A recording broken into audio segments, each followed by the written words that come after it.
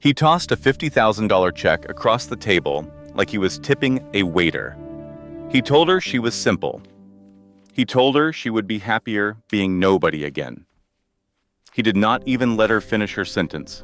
If he had, he would have learned that the woman he just threw away was Hi, it's carrying so his good to child. see you. You But too. Vesper You look Caldwell did wonderful. not Thank scream. you. I'm so She did excited. not cry. Thưa các anh, doanh She số did quý not trước tăng beg. 15%. Rất tốt. She Chúng picked ta cần up lên kế that hoạch chuẩn bị pen tới. Vâng, tôi and để xin mở signed rộng her thị trường. name Đồng ý. in Phân tích rủi ro đi. silence. Then she walked out into the rain with nothing. No money, no home, no plan, just a baby in her belly and a rage so quiet it could burn a city down. 48 hours later, James Preston woke up to 47 missed calls. He grabbed his phone, clicked the first link, and his blood went cold. There on a grainy paparazzi video was the woman he had just discarded, walking up the steps of a $70 million private jet.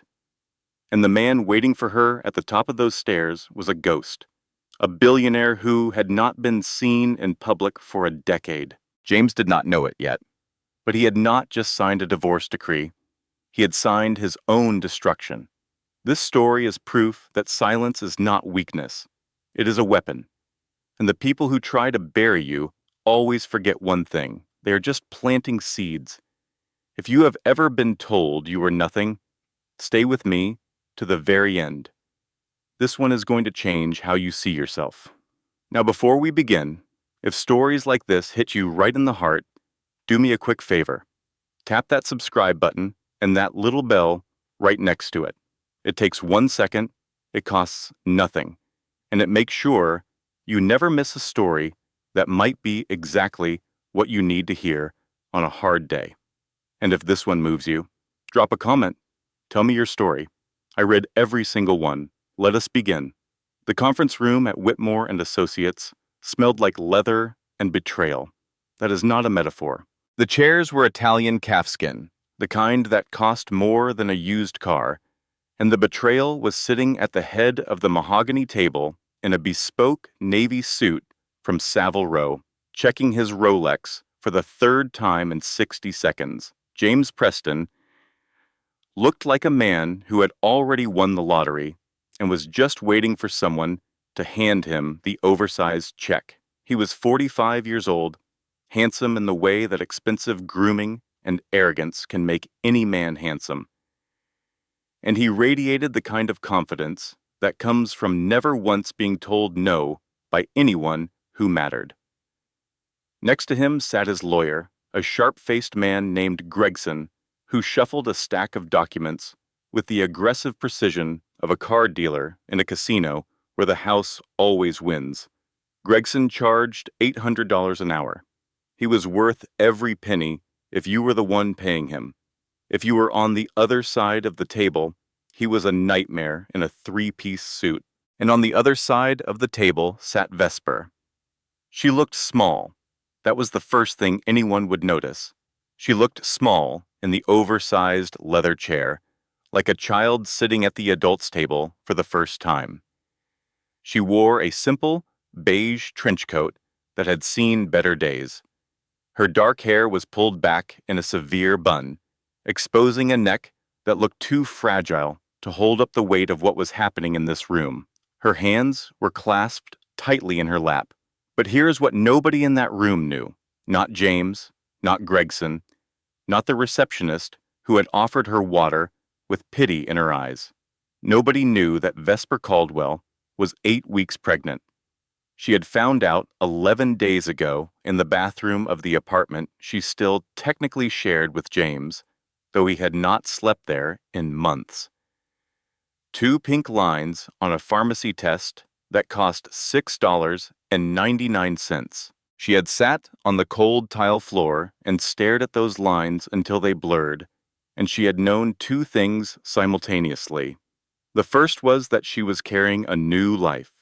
The second was that the father of that life was about to throw her away like yesterday's newspaper. She had tried to tell him 3 times since then. Each time, James had been too busy, too distracted, too wrapped up in Lydia and her Instagram stories and her baby voice that called him Daddy, without a shred of irony. Vesper had swallowed the words, each time, like bitter medicine, and told herself she would find the right moment. This was not the right moment, but it was the last moment. Gregson cleared his throat. "Let us review the terms one final time," he said, his voice dripping with the kind of sympathy that was about as genuine as a $3 bill. "Mr. Preston retains the property on Mercer Island, the primary residence in Bellevue, and full ownership of Preston Dynamics. As per the prenuptial agreement, which we have successfully upheld, Mrs. Preston is entitled to a lump sum of $50,000. $50,000.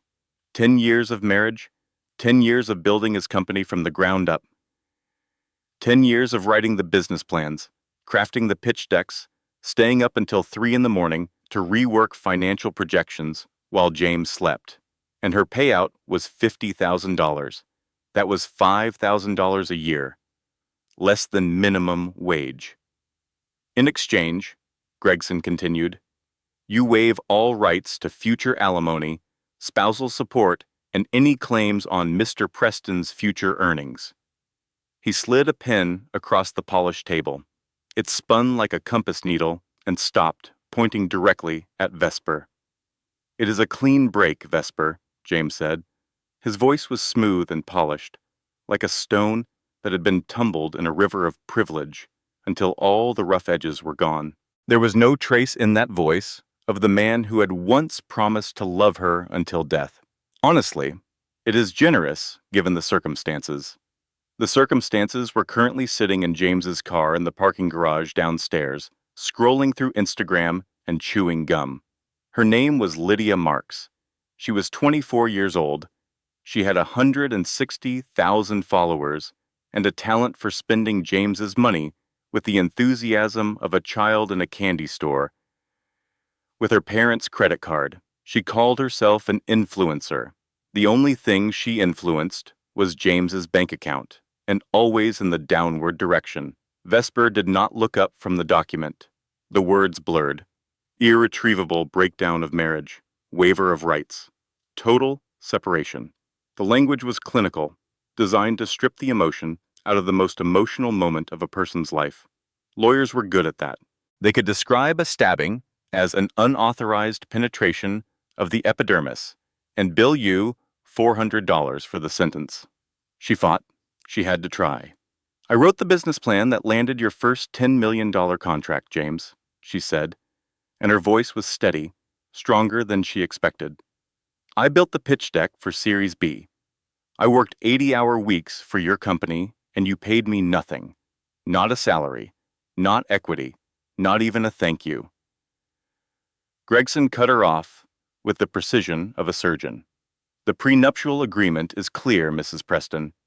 Contributions of a domestic nature do not constitute grounds for additional compensation under the terms of the—" "I was not domestic," Vesper said, and the sharpness in her voice made both men blink. "I was your unpaid chief strategy officer." The room went quiet for a moment. James leaned forward. His cologne reached her across the table, the same Tom Ford that used to make her feel safe when he held her. Now it just smelled like expensive lies. "Sign the papers, Vesper. Do not embarrass yourself." Vesper took a breath. This was it, the last moment. She had to tell him now, or she would never tell him. "James, I need to tell you something." He cut her off, like she was a telemarketer, interrupting his dinner. "You have nothing left to say that I want to hear. Sign it." She closed her mouth. She looked down at her stomach, hidden under the shapeless trench coat. No one noticed. No one was looking. She was already invisible to them. She picked up the pen. Her hand did not tremble. That was the first odd thing, though James was too arrogant to notice. A woman losing her marriage usually shook. She usually cried. She usually screamed about the years she had wasted. But Vesper was silent. She pressed the pen to the paper. The scratch of the nib was the loudest sound in the room. She signed her name. Vesper Caldwell. She dropped his last name with the stroke of a pen. She pushed the papers back across the table. Done, she said softly. James snatched the papers up, scanning the signature like he expected it to evaporate. Satisfied, he stood and buttoned his jacket, with the casual ease of a man closing a deal on a used car he had massively underpaid for. Well, that was easier than I thought. He pulled a check from Gregson's folder and tossed it onto the table, like he was tipping a valet. $50,000. Take care of yourself, Viv. You were never cut out for this world. The galas, the press, the pressure. You are a simple girl. You will be happier being simple again. He turned his back on her to shake Gregson's hand. Two men congratulating each other on successfully disposing of a woman. Vesper stood up. She was trembling now. But not from weakness, from restraint. She looked at the check on the table. $50,000. The price tag James Preston had put on a decade of her life. She did not touch it. James? He paused at the door, looking back over his shoulder with the expression of a man who has already mentally left the room. What? If you want the check, pick it up. I do not want the money, she said. Her voice had changed. There was something in it that had not been there before, a resonance, a depth. Like a bell that had just been struck. Keep it. You are going to need it more than I will, James laughed. It was a barking, cruel sound. I am worth $40 million, Vesper. I think I will be fine. Goodbye, James. She walked past him. She walked past Gregson and his stack of papers. She walked past the receptionist, who looked at her with pity so thick you could spread it on toast. She stepped into the elevator and pressed the button for the lobby. As the doors closed, she saw James shake his head and heard him say to Gregson, Pride, she will be back begging for that check in a week. Put it in escrow. The elevator descended. Vesper was alone. She put both hands on her stomach and leaned her head against the cold metal wall. I tried to tell him, she whispered to the life inside her. He would not listen. So it is just us now. The doors opened. She walked out of the skyscraper and into the pouring Seattle rain. She did not open an umbrella because she did not own one. She let the water soak into her coat, washing away the scent of Tom Ford cologne that seemed to cling to her like a ghost. She did not hail a taxi because she could not afford one.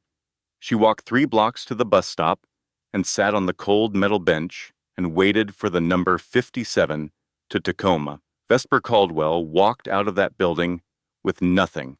No money, no home, no plan. But she was carrying 2 things James Preston did not know about. One was a baby. The other was a rage so quiet it could burn a city down. And what happened next would change everything.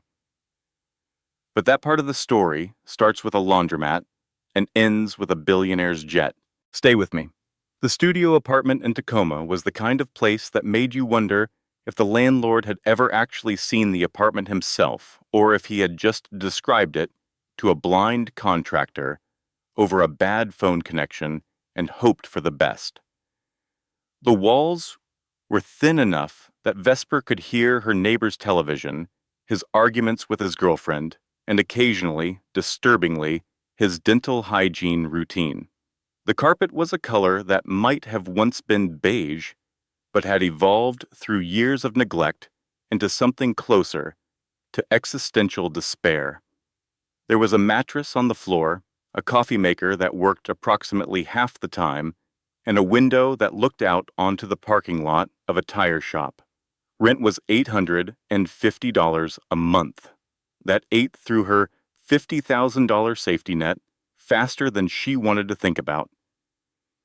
Especially since she had not actually taken the $50,000. She had walked away from the check. Pride is a luxury when you are pregnant and alone, but Vesper's pride was the only thing she had left that James had not managed to take, and she was not about to surrender it for a check that represented everything She despised about how he valued her. So she had nothing, truly nothing. She pawned her engagement ring on the second day. She walked into a pawn shop on Pacific Avenue, a place with bars on the windows and a man behind the counter who had clearly seen every form of human desperation and was no longer impressed by any of it. He examined the ring under a loupe, turned it over twice and said, 3,200. Vesper blinked. James told me it was worth $40,000. The pawnbroker looked at her with an expression that was not quite pity, but lived in the same neighborhood. Ma'am, this is cubic zirconia in a gold-plated setting. It is a nice fake, but it is a fake. A fake ring. For 10 years, Vesper had worn a fake engagement ring and believed it was real because the man who gave it to her told her it was. She stared at the pawn shop receipt for $3,200 and laughed. It was the kind of laugh that lives next door to crying, and the pawnbroker pretended to organize his display case so she could have her moment in semi-privacy. She took the $3,200 and walked back to her apartment in the rain. Seattle rain was not the dramatic, cinematic kind of rain. It was the slow, persistent, soul-crushing kind that got into your bones and stayed there, whispering that maybe things were never going to get better. She applied for jobs, 16 applications in the first week. She had a degree in business from the University of Washington. She had a decade of experience running strategy for a company that was now worth $40 million. On paper, she should have been snapped up immediately. But paper is not reality. The rejections came in waves. We appreciate your interest, but we are looking for candidates with more recent experience. Your qualifications are impressive, but the position requires someone with a current skill set. Unfortunately, you are overqualified for this role. Overqualified. That was the word that stung the most. It was corporate code for, you are too old and you have been out of the game too long and we do not know what to do with you. She was 38 years old with a 10-year gap on her resume that read homemaker, but should have read unpaid executive who built a $40 million company for a man who repaid her with a fake ring and a real mistress. Morning sickness hit in week 3. Not the gentle, manageable kind they showed in movies where the woman delicately presses a hand to her mouth and then carries on with her day. The real kind.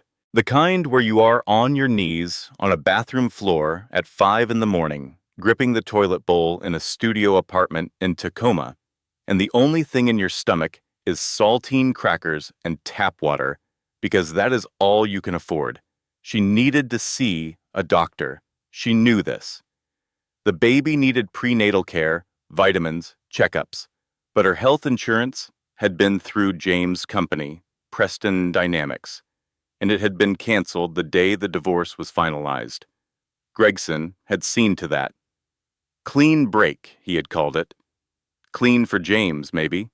For Vesper, it was like being pushed out of an airplane without a parachute and being told to enjoy the view on the way down. Meanwhile, James was living his best life. She could not escape it. Social media was a window into his world that she could not stop looking through, even though every glance was a punch to the sternum. He posted photos with Lydia on a yacht in the San Juan Islands. Champagne on the deck. Lydia in a white bikini, her body the kind of taut and golden that only youth, genetics, and a complete absence of stress could produce. James's arm around her waist, his smile wide and white and obscene. The caption read, "New chapter, same incredible life, blessed and grateful." His PR team had spun the divorce as amicable. Diana Mercer, his publicist, crafted a statement that used words like mutual respect and different paths and wishing each other well. The internet barely noticed. Vesper was a footnote in someone else's story, a minor character written out of a the script so the leading man could have a more exciting love interest. The worst night came on a Tuesday. Vesper was sitting in a laundromat at 11 at night, watching her only 3 outfits spin in the dryer. The fluorescent lights buzzed and flickered, casting everything in a harsh bluish-white glow that made the room feel like a hospital waiting area for people whose lives had flatlined. A man in the corner was asleep with his mouth open, using a bag of dirty clothes as a pillow. A woman was folding tiny children's shirts with the mechanical efficiency of someone who had done this 10,000 times and would do it 10,000 more. Vesper checked her phone. The screen was cracked, a spiderweb fracture that she had covered with a piece of clear tape. James's latest Instagram photo loaded slowly over the laundromat's terrible Wi-Fi. It was a close-up of Lydia at dinner, laughing, her head thrown back, wearing a diamond necklace that caught the candlelight and scattered it like tiny explosions. The caption was a single heart emoji. That necklace cost more than everything Vesper owned, more than her apartment, more than her car, which she did not have, more than her bank account, which currently held $2,400 and was shrinking by the day. She put the phone face down on the folding table and called her mother. Ruth Caldwell answered on the second ring. She always answered on the second ring. First ring was too eager, third ring was too slow. Ruth was a retired school teacher from Columbus, Ohio, and she approached even phone etiquette with pedagogical precision. "How are you, honey? How is James?" The lie came out smooth and practiced. Vesper had been lying to her mother for weeks, and she was getting terrifyingly good at it. "Everything is fine, Mom. Just busy with the move." "The move? Where are you moving?" "Just downsizing. You know how it is. Seattle real estate." "You sound tired, sweetheart." "I am okay. How is the treatment?" Ruth hesitated. That pause, that tiny pause, was louder than any words could be. Ruth had been diagnosed with early-stage lymphoma 4 months ago. The chemo was brutal, but the prognosis was good if she stayed on the treatment protocol. If. The if was made of money, insurance, copays, medication costs, transportation to the hospital. Ruth was on a fixed income from her teacher's pension, and the costs were eating her alive. "We can talk about that later," Ruth said, which was Ruth language for, "The bills are crushing me, but I will die before I burden my daughter. Mom, if you need anything." "I am fine, Vesper. Now tell me, are you eating properly?" "You always forget to eat when you are stressed." Vesper looked at the vending machine in the corner of the laundromat.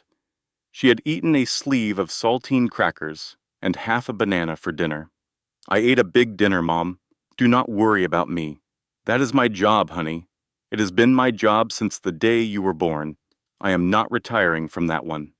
After she hung up, Vesper sat in the plastic chair and stared at her reflection in the laundromat window. The rain streaked down the glass, distorting her face into something she barely recognized. She looked old, not 40 years old, old in the way that exhaustion and despair and hunger age a person in weeks rather than years. She put her hand on her belly. The bump was barely there, just a slight firmness below her navel that no one would notice under her trench coat. But she noticed. She noticed every minute of every day. "I am sorry," she whispered. "I am going to figure this out. I just do not know how yet." The dryer buzzed. Her clothes were done. She folded them carefully, 3 outfits that represented her entire wardrobe, and put them in a plastic bag because she could not afford a laundry basket. She walked out into the rain and caught the last bus back to her apartment. She was broke. She was pregnant. She was alone in a laundromat at midnight while her ex-husband popped champagne on a yacht with a woman half his age. But rock bottom has a funny way of becoming a foundation. You cannot dig any deeper, so the only direction left is up. And what Vesper Caldwell did next would eventually bring a $40 million empire to its knees. It would just take a while, and it would nearly destroy her first. 4 more weeks passed, 4 weeks of saltine crackers and tap water and morning sickness and rejection emails and sleepless nights on a mattress on the floor of a studio apartment in Tacoma where the walls were so thin she could hear her neighbors sneeze. But something else happened in those 4 weeks. Something quiet and almost imperceptible, like a seed cracking open underground where nobody can see it. Vesper started to work. Not a job. Nobody would hire her. But she had a laptop, a taped-together relic with a cracked hinge and a battery that lasted 45 minutes if she turned the screen brightness all the way down, and she had a brain that had been dormant for a decade and was now waking up angry. She started small, a posting on a freelance website.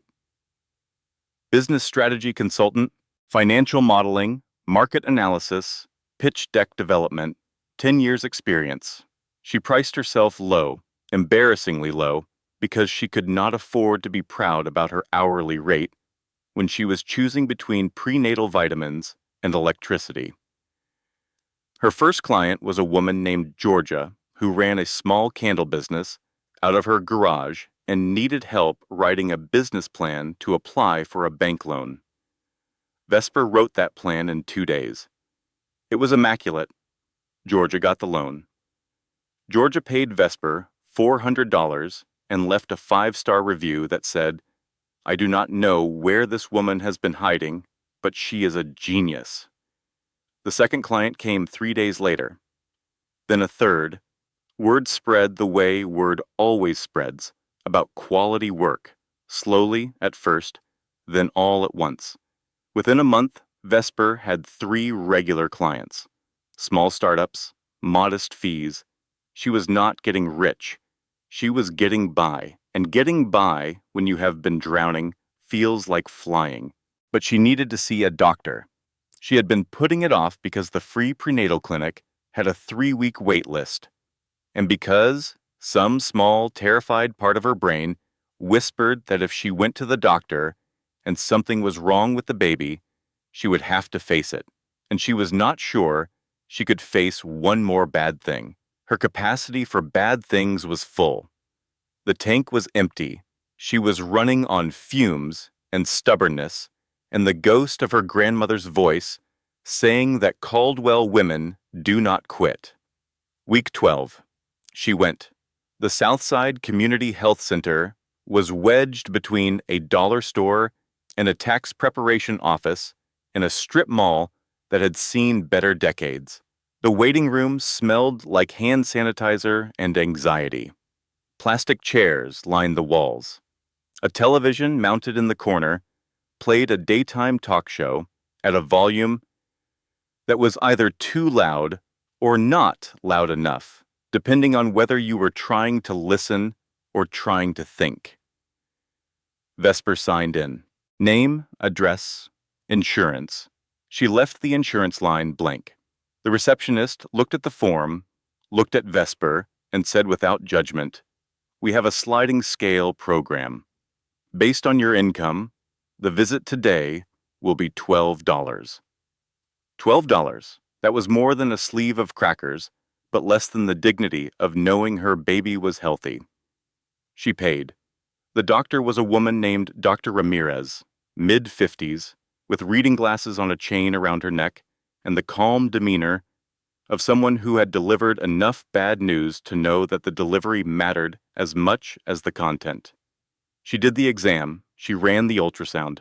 12 weeks, Dr. Ramirez said, turning the screen so Vesper could see. Your baby is healthy, strong heartbeat, development is right on track. Vesper stared at the screen. There it was, a tiny shape, a head, a body, limbs the size of matchsticks. It looked like a peanut, the most beautiful peanut she had ever seen. She cried. Not from sadness, from relief, from the bone-deep gratitude of learning that something in her life finally was going right. In a world where everything had been taken from her, this one thing was still hers, still healthy, still fighting. Dr. Ramirez handed her a tissue and a bottle of prenatal vitamins. Take these every day, no exceptions. You need to eat more. I know that is easier said than done, but your body is building another body right now, and it needs fuel. Here is a list of resources for uninsured mothers in the area. Food banks, WIC, maternity assistance programs. Vesper took the pamphlets and stuffed them in her bag next to the taped-together laptop. She held the ultrasound printout like it was a winning lottery ticket, which in a way it was. It was proof that something good could come from something terrible. She walked outside. The sun was actually shining for once, a rare break in the Seattle gray that felt like a personal gift from the universe. She sat on a bench outside the clinic and looked at the ultrasound photo one more time.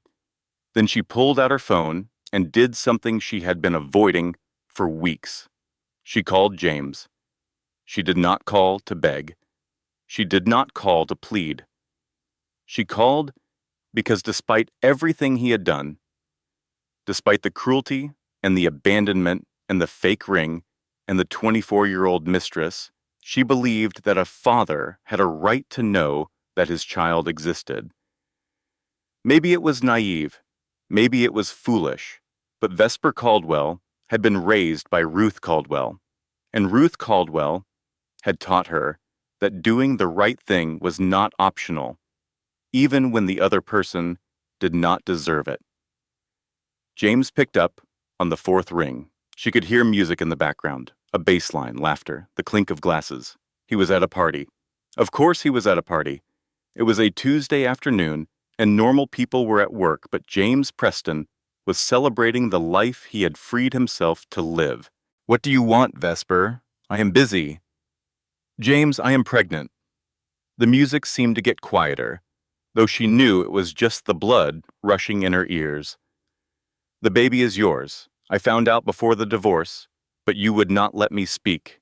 I tried to tell you in Gregson's office. You cut me off." Dead silence. The kind of silence that has weight and texture, the kind you can feel pressing against your eardrums. Then James spoke, and every word was a shard of ice. "That is not my problem anymore. You signed the papers. You waived your rights. And if you try to use some baby to squeeze money out of me, my lawyers will bury you in court until that kid is in college." "James, I am not asking for money. I am telling you that you are going to be a father. I am not going to be anything. Get rid of it or deal with it yourself. Do not call this number again." He hung up. The line went dead. The party noises vanished. Vesper sat on the bench with the phone pressed against her ear, listening to nothing. The dead tone ringing like a flat line. Get rid of it.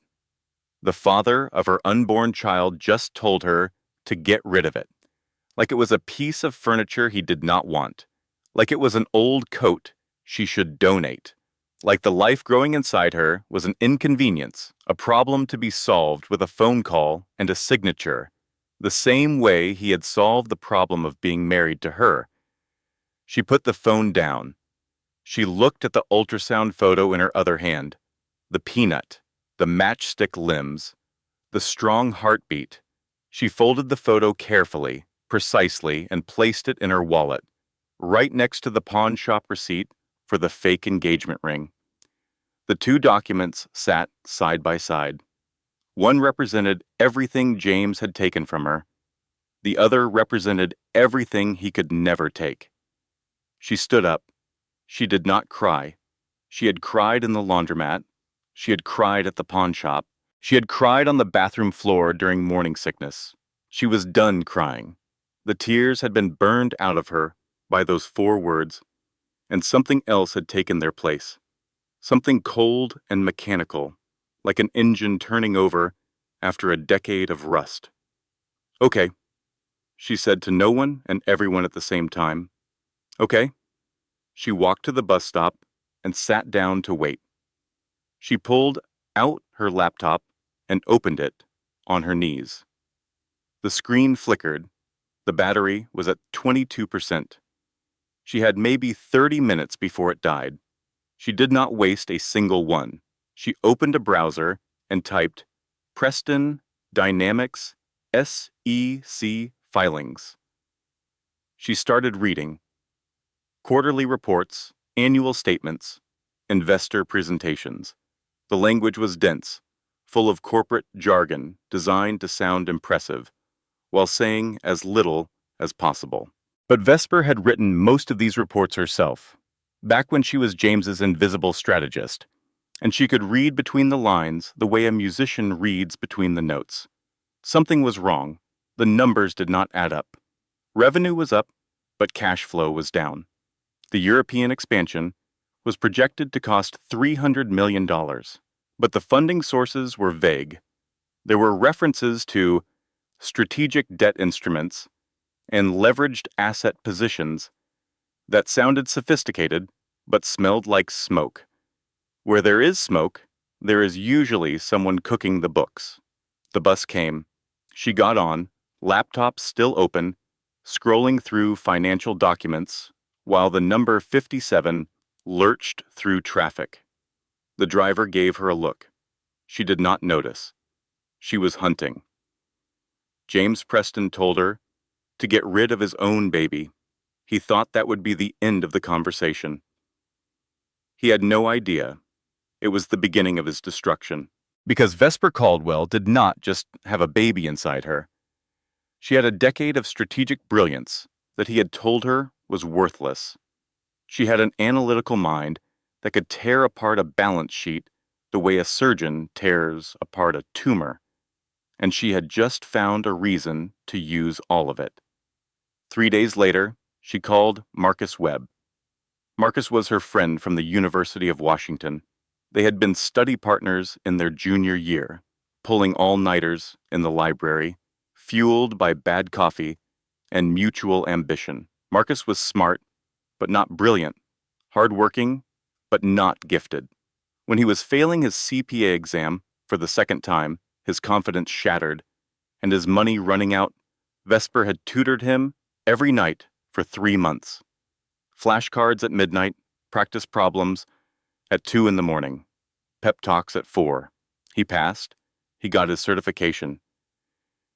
He got a job at a mid-level accounting firm in Chicago. He built a career and a family, and he had told Vesper 100 times that he owed her everything. She had never collected on that debt. Until now. Marcus, it is Vesper.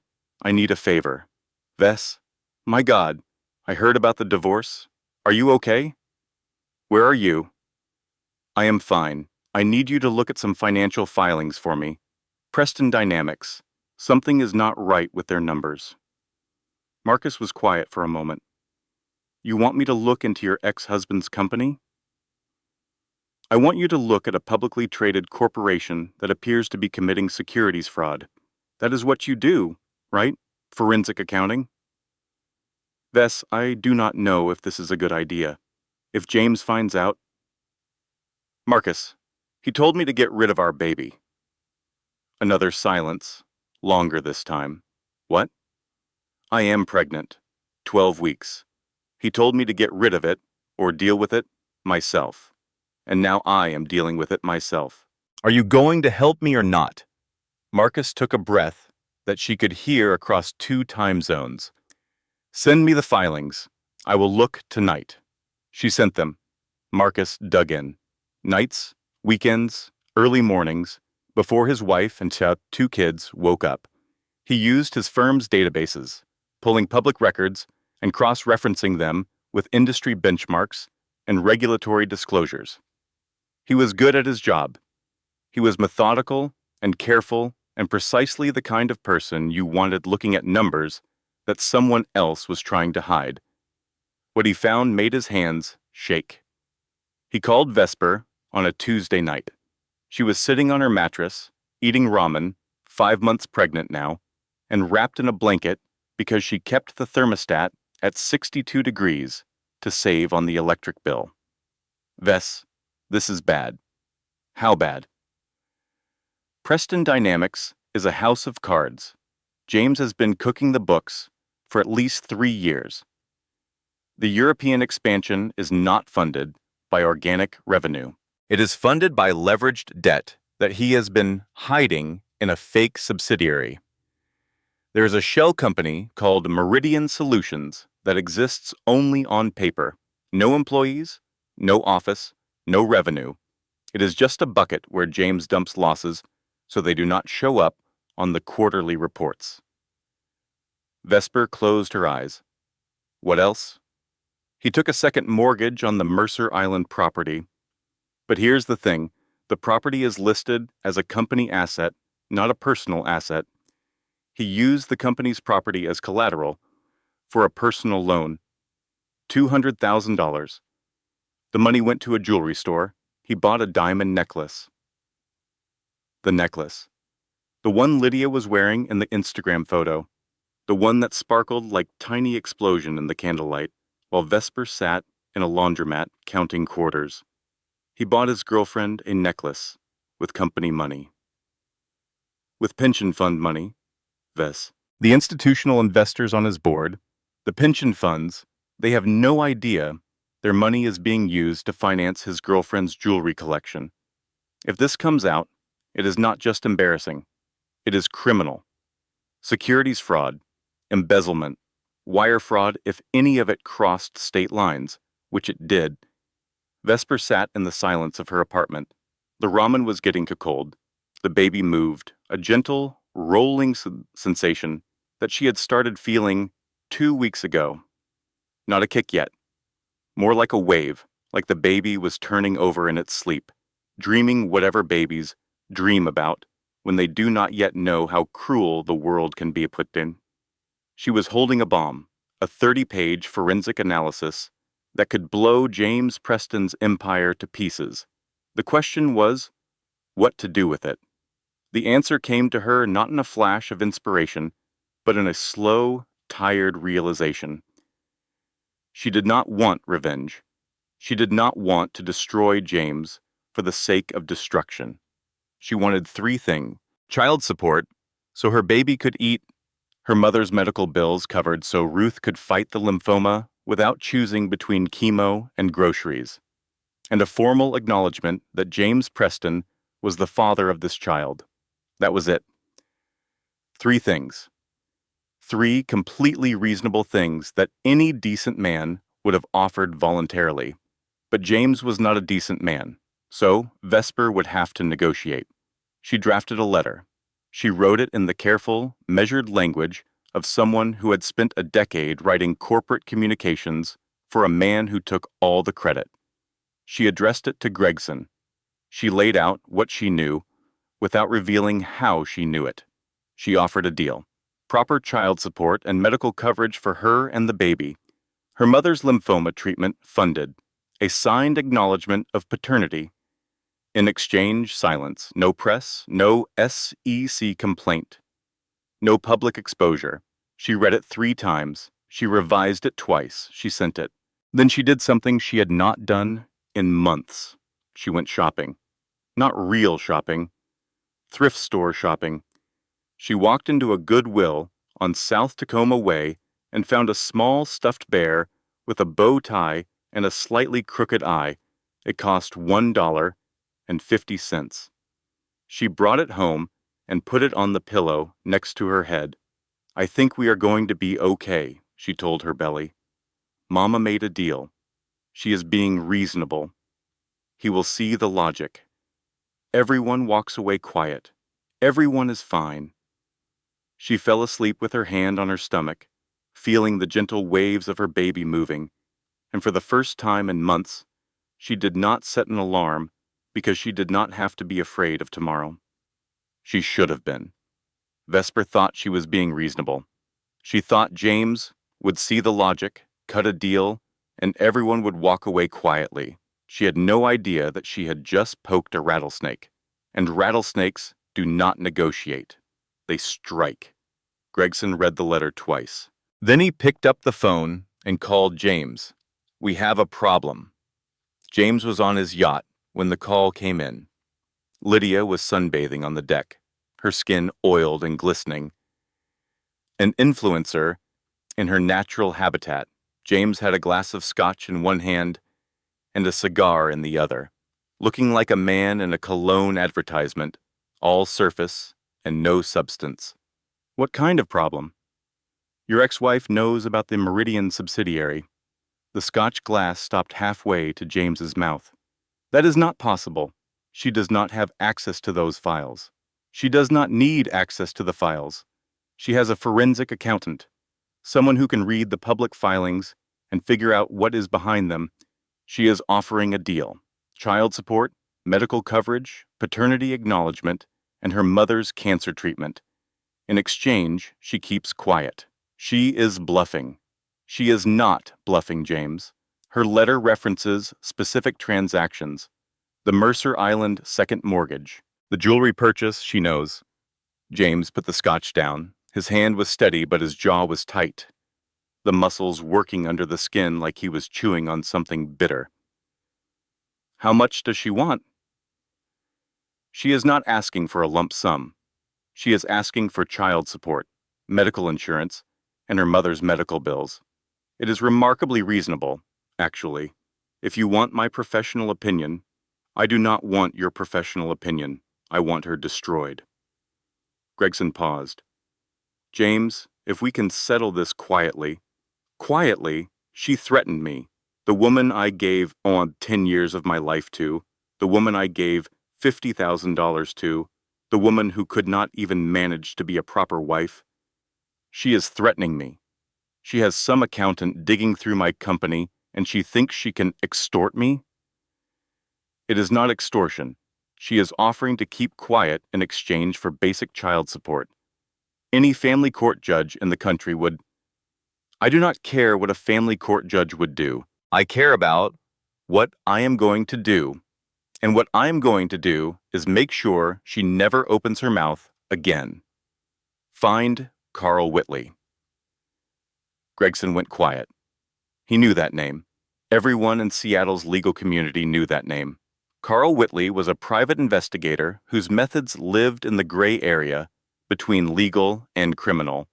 A man who did not just find dirt on people, but manufactured it when the real thing was not dirty enough. James, I strongly advise against find him today. The phone went dead. Gregson stared at the receiver. He had been a lawyer for 23 years. He had represented liars, cheaters, embezzlers, and men who treated their wives like furniture. But something about the cold flatness in James's voice made him uncomfortable in a way he had not felt before. This was not a man protecting his interests. This was a man preparing to destroy someone for the crime of being right. Gregson found Whitley. It took one phone call. Carl Whitley was 52 years old, built like a refrigerator, and had the moral compass of a weather vane. He had worked for some of the wealthiest men in Seattle, and his specialty was making problems disappear. Not the problems themselves, of course, the people who were the problems. He did this by constructing narratives so damaging and so convincing that the target either gave up or became so discredited that nobody believed them anymore. He started following Vesper 3 days after James's call. He photographed her leaving the free prenatal clinic, making sure to capture the peeling paint on the building and the weeds growing through the cracked parking lot. He documented her crying in a supermarket parking lot when her debit card was declined for a $12 grocery purchase. He took pictures of her apartment building from angles designed to make it look as bleak as possible. The broken mailbox, the rusted fire escape, the graffiti on the dumpster. He talked to her landlord, who said she was quiet but always behind on rent. He talked to the cashier at the corner store, who said she bought a lot of crackers and not much else. Then Whitley delivered his file to James's legal team, and they built their narrative. They hired a psychiatrist named Dr. Leonard Moss. Dr. Moss had an office in downtown Seattle with leather chairs and diplomas on the wall and the demeanor of a man who could diagnose you with whatever you were paying him to diagnose you with. He had been disciplined twice by the state medical board, once for providing expert testimony that was later proven to be fabricated, and once for prescribing medication to a patient he had never actually examined. He still had his license because the medical board moved at the speed of continental drift, and because men like Dr. Moss always knew the right people. Dr. Moss reviewed Whitley's file, the photographs of Vesper looking exhausted, the surveillance footage of her crying, the descriptions of her living situation. Based on this evidence and absolutely nothing else, no interview, no examination, no actual contact with the patient, Dr. Moss wrote a 12-page psychological evaluation that concluded Vesper Caldwell suffered from acute delusional disorder with paranoid ideation, emotional lability, and behavioral patterns inconsistent with parental fitness. James's legal team filed 2 motions simultaneously. The first was a restraining order. James claimed that Vesper was harassing him with fabricated allegations, intended to extort money, and that she posed a danger to herself and others. The motion cited her erratic behavior, her unstable living conditions, and Dr. Moss's evaluation as evidence that she was spiraling into a mental health crisis. The second was worse. It was a preemptive motion to have any future custody claims dismissed on the grounds that Vesper was mentally unfit to parent. They were trying to take her baby before it was even born. The papers were served on a Thursday afternoon.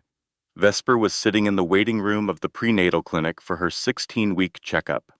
The same plastic chairs, the same buzzing fluorescent lights, the same daytime talk show on the television. A woman across from her was bouncing a toddler on her knee. Another woman was filling out paperwork with a pen she had borrowed from the receptionist. A man in a gray suit walked in. He looked out of place in this waiting room the way a shark looks out of place in a goldfish bowl. He scanned the room, locked eyes on Vesper, and walked over. Vesper Caldwell? Yes? He handed her a manila envelope. You have been served. He turned and walked out. Every woman in the waiting room watched him go.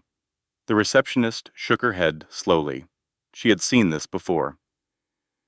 Vesper opened the envelope. She pulled out the documents. She read the first page. Her name. James's name. The words restraining order and mental instability and parental fitness swam before her eyes. She turned to the second motion, the custody preemption. She read the words grounds for dismissal of any and all parental claims, and the room tilted. Her hands started shaking, not a little tremor, a full, uncontrollable shaking that made the papers rattle against each other. The ultrasound photo she had been carrying in the front pocket of her bag slipped out and fell onto the linoleum floor, landing face up. The peanut, the matchstick limbs, the woman next to her, the one with the toddler, picked it up and handed it back with a look of pure empathy. The kind of look that passes between women who understand without needing to be told. Thank you, Vesper whispered. She folded the court papers carefully, precisely, the way she did everything when she was trying to hold herself together. She placed them in her bag. She put the ultrasound photo back in its pocket. She sat through her appointment. Dr. Ramirez said the baby was growing well, healthy, strong. Vesper nodded and smiled and said all the right things. And when Dr. Ramirez asked if everything was okay at home, Vesper said, "Everything is fine." Then she walked outside. She sat on the bench, the same bench where she had called James and been told to get rid of the baby. The rain was falling again because this was Seattle, and the rain was as reliable as gravity. She put her hands on her belly. It was visibly round now, impossible to hide under the trench coat. Anyone who looked at her could see that she was pregnant, and anyone who looked closely could see that she was terrified. He is trying to take you from me, she said to her baby. He threw us away, and now he wants to take you. He does not want you, but he does not want me to have you either, because that is what he does. He takes things from people just because he can. She paused. The rain ran down her face, indistinguishable from tears. I will not let him. I do not know how yet, but I will not let him. She sat on that bench for a long time. The rain came down. The buses came and went. She did not move. She was thinking. The machine was running. James Preston did not just reject his child, he was trying to erase her, to legally prove that the mother carrying his baby was insane, so that when the baby was born, he could swoop in and take custody or block it entirely. Not because he wanted the child, because he wanted to punish Vesper for daring to fight back. And the worst part? In the American legal system, with enough money and the right lawyers, it almost works. Almost. But almost is not the same as always. And James Preston had made one critical mistake. He had assumed that Vesper Caldwell was alone. She was not. She just did not know it yet. 2 days later, Vesper walked into the downtown Seattle legal aid clinic. She arrived at 8 in the morning. The doors did not open until 9. She was first in line. The clinic was on the 6th floor of a building that smelled like carpet cleaner and desperation. The elevator was slow. The hallways were narrow, and every surface had the worn, exhausted look of a place where too many people needed help and not enough people were providing it. She waited 3 hours. She sat in a plastic chair with her bag on her lap and her hands on her belly and her jaw set in the expression of a woman who would wait 3 years if that is what it took. Other people came and went. A man who needed help with an eviction, a woman fighting for a protection order, a grandmother trying to get custody of her grandchildren. The parade of human suffering in a legal aid clinic would break your heart if you let it. But Vesper was done letting things break her. At 11:15, a door opened and a young woman appeared. She was short, dark-haired, with circles under her eyes that suggested she was intimately acquainted with the 3 in the morning side of every day. She wore a blazer that looked like it came from the same Goodwill where Vesper shopped, and she carried a stack of files thick enough to use as a weapon. Vesper Caldwell. I am Priya Vasquez. Come on back. Priya's office was a closet with a desk. That is not an exaggeration. It had literally been a storage closet before someone put a desk in it and called it an office. There were no windows. The lighting was a single, overhead fluorescent that hummed at a frequency designed to cause migraines. Priya had 40 active cases, earned $52,000 a year, and had not taken a vacation in 14 months. She read James's filings in silence, while Vesper sat and waited and tried not to watch the clock. Priya put down the last page and looked at Vesper. This is aggressive, but beatable. The psychiatrist, Dr. Moss, he has been sanctioned before. His evaluation is garbage. He never met you, never examined you, never even spoke to you on the phone. He wrote a 12-page diagnosis based on photographs of you looking tired, which, no offense, every pregnant woman in America looks tired. But the custody preemption is dangerous. If a judge buys their narrative before the baby is born, even temporarily, it sets a precedent. You would be fighting uphill for years. It would drain every dollar you have and every dollar you do not have. So what do I need? You need to prove his motive. If we can show the judge that James is not attacking you because he is concerned about your mental health, but because he is trying to prevent you from exposing his financial crimes, the whole thing collapses. His legal strategy only works if you look crazy. If we prove you are right, you do not look crazy anymore. You look like a whistleblower. I have evidence, a forensic analysis. My friend Marcus, Then get him to sign an affidavit. We get that affidavit in front of a judge, and James's restraining order falls apart like a cheap umbrella in a hurricane. Vesper nodded. She felt something she had not felt in weeks. Not hope. Exactly. Hope was too bright a word for this feeling. It was more like a pilot light being lit in a dark room. Small, flickering, easily extinguished, but warm. Priya. Yes. I cannot pay you. Priya smiled for the first time. It was a tired smile. The smile of a woman who had heard those exact words from 100 clients and would hear them from 100 more. That is literally why this office exists. I get paid whether you can pay me or not. So, let us stop talking about money and start talking about how we are going to beat this guy. Vesper had a mother who believed in her, a lawyer who would fight for free, and evidence that could bring down a $40 million company. She thought she finally had enough, but she did not know that James had already found her weak spot, and he was about to rip it apart. The forensic analysis took 3 more weeks to finalize. Marcus worked nights and weekends, cross-referencing public records with industry data, tracing transactions through shell companies, and building a document so thorough and so damning that any SEC investigator would have wept with joy at the sight of it. 30 pages, single-spaced, every fraudulent entry highlighted, every hidden transfer mapped, every fake subsidiary exposed. The Meridian Solutions Shell Company, the second mortgage on Mercer Island disguised as a company asset. The $200,000 personal loan used to buy Lydia's diamond necklace with pension fund money. The fabricated revenue projections for the European expansion, the cooked books going back 3 years.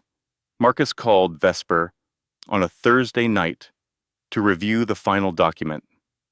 It is bulletproof, Ves. I have triple-checked every number. If you file this with the SEC, they will open an investigation within a week. James will not be able to hide. And you will sign an affidavit? Marcus hesitated. It was a tiny hesitation, barely a heartbeat. Of course. Send me the draft. But here is what Vesper did not know, and what Marcus was too ashamed to tell her. To access some of the data he needed, Marcus had used his firm's proprietary database in ways that were not strictly authorized. He had logged into financial systems using his corporate credentials to pull records that he was not technically cleared to see. In his firm's employee handbook, this was a violation of the acceptable use policy. In a federal courtroom, with the right prosecutor, this could be construed as unauthorized access to protected financial systems, a felony. Up to 5 years in federal prison.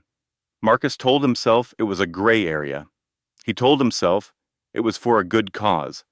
He told himself that nobody would ever find out. Vesper took the analysis and acted on 2 fronts. First, she sent it anonymously to the 3 institutional investors on Preston Dynamics' board of directors, the pension fund managers, the people who actually cared about whether the money was being managed responsibly or being used to buy designer handbags for the CEO's 24-year-old girlfriend.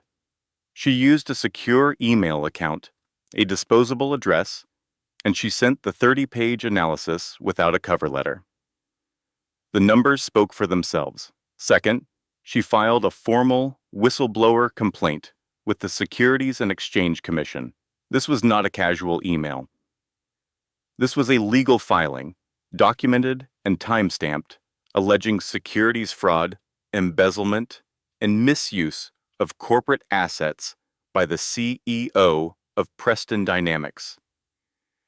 The SEC has a process for these things. It is slow and bureaucratic and maddeningly impersonal, but it is a process. And once you are in the process, you are in the system, and the system, for all its flaws, is very hard to stop once it starts moving. It worked. Within a week, the SEC opened a preliminary investigation. Nothing public, nothing dramatic, just a team of analysts in Washington requesting documents from Preston Dynamics' legal department. But the mere fact of the investigation was enough to spook the institutional investors. They demanded an emergency audit. The board scheduled an extraordinary meeting. James was forced to delay the European expansion signing. Preston Dynamics stock dropped 6% in 2 days. Financial Twitter lit up. Something is rotten at Preston Dynamics. Insider tip, PD is about to get hammered. Short this stock immediately. James, for the first time in his adult life, was on defense. And Vesper, for the first time in months, felt safe. She allowed herself one night of not being afraid. She walked to the grocery store and bought a chocolate cake for $4.99. She brought it home to her studio apartment, sat on the mattress on the floor, and ate a slice with a plastic fork while the baby moved inside her. "We did it, baby girl," she whispered. She did not know the gender. She would not find out for another month, but she was already calling the baby she because it felt right, because every time the baby moved, it felt like a tiny girl flexing her fists. Mama did it. The system is going to work. The truth is going to come out, and we are going to be okay. She fell asleep with her hand on her stomach and the laptop still open to the SEC filing confirmation page. The stuffed bear with the crooked eye watched from the pillow. She should not have slept so well, because for one night, Vesper Caldwell believed she was safe. She believed the system would work. She believed truth was enough. She was about to learn the most expensive lesson of her life. In the world James Preston built, truth does not matter. Only power matters. And James still had plenty of it. The attack came 48 hours later. It did not come at Vesper. James's lawyers had learned that lesson. Attacking Vesper directly had not worked. The restraining order was flimsy. The psych evaluation was fabricated. Vesper was too sympathetic, a pregnant woman fighting for her baby. No judge in America was going to side with the rich CEO who told his pregnant wife to get rid of the child. So they attacked Marcus. It took Gregson's team less than a day to trace the forensic analysis. The methodology was distinctive, the work of a trained forensic accountant using specific databases and specific tools. They contacted Marcus's firm. They requested access logs. And they found exactly what they needed. Marcus Webb had accessed confidential financial databases using his firm's login credentials to pull data he was not authorized to see. The queries were time-stamped. The downloads were logged.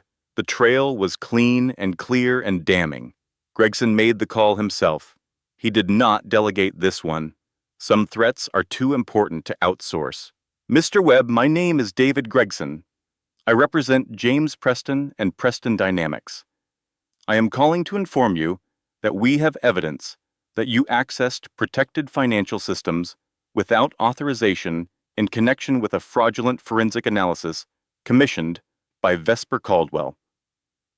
Marcus's blood went cold.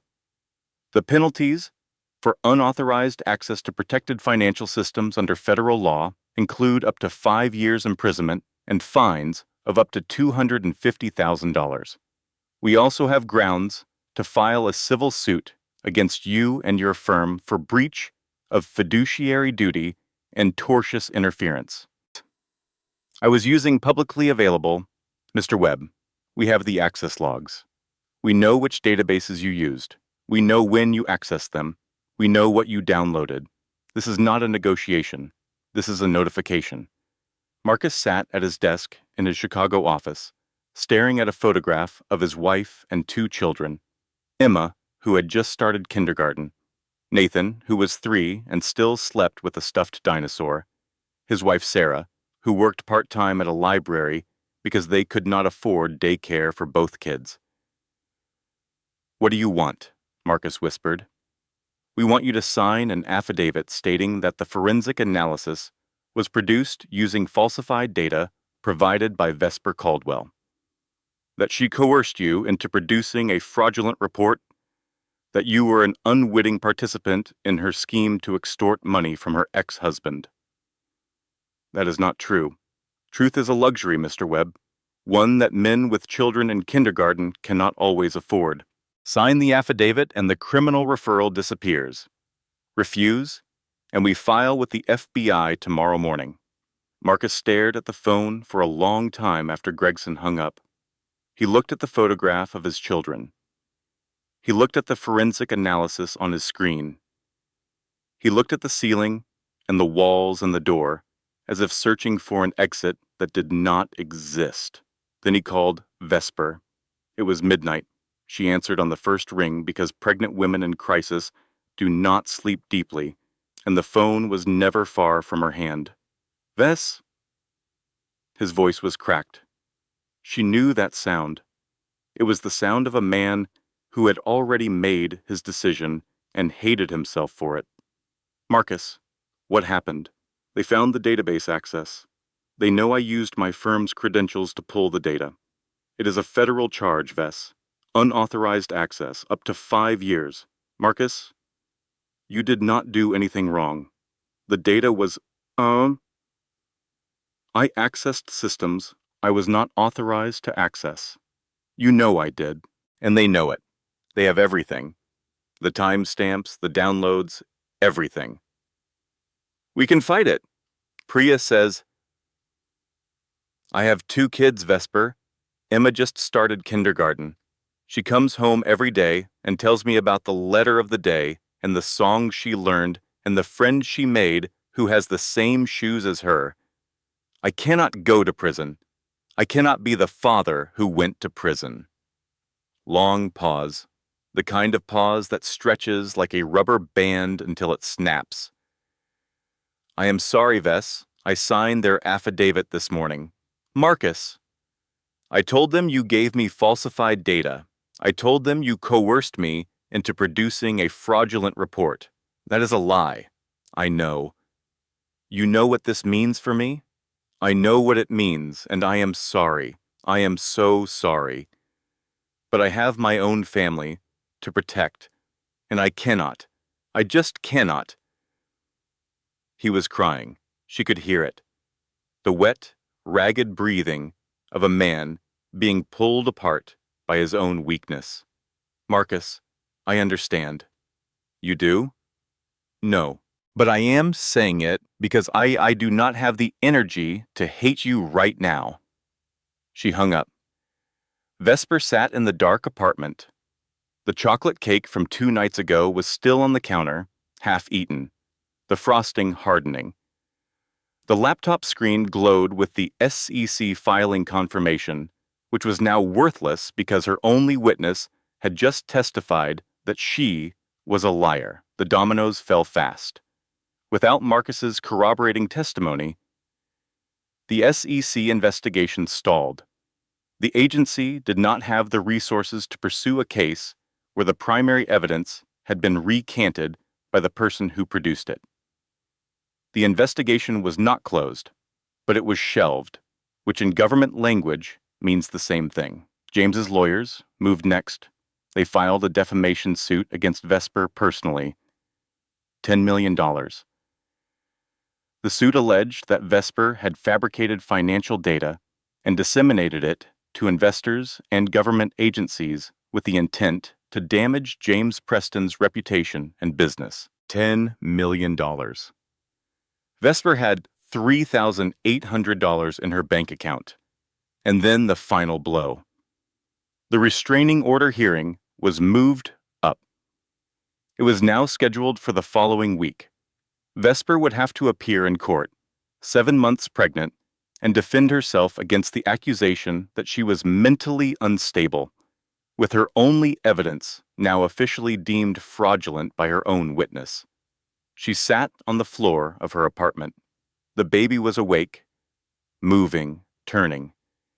She could feel the rolls and shifts, the tiny body adjusting itself inside her. 6 months of pregnancy, 6 months of fighting, 6 months of being crushed and getting up and being crushed again. She looked at her phone.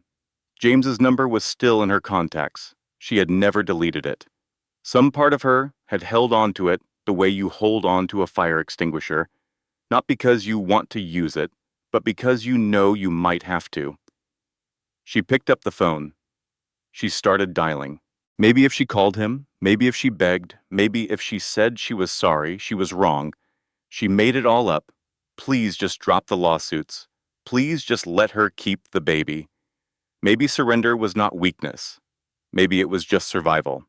Maybe there was no shame in losing when the other side had 4 lawyers and $40 million, and you had a legal aid attorney and a mattress on the floor. Her thumb hovered over the call button. Then the baby kicked. Not a flutter, not a wave. A kick. Hard, sharp, unmistakable, like a tiny fist pounding on a door from the inside. Vesper gasped. She dropped the phone. Her hand flew to her belly. The baby kicked again, harder.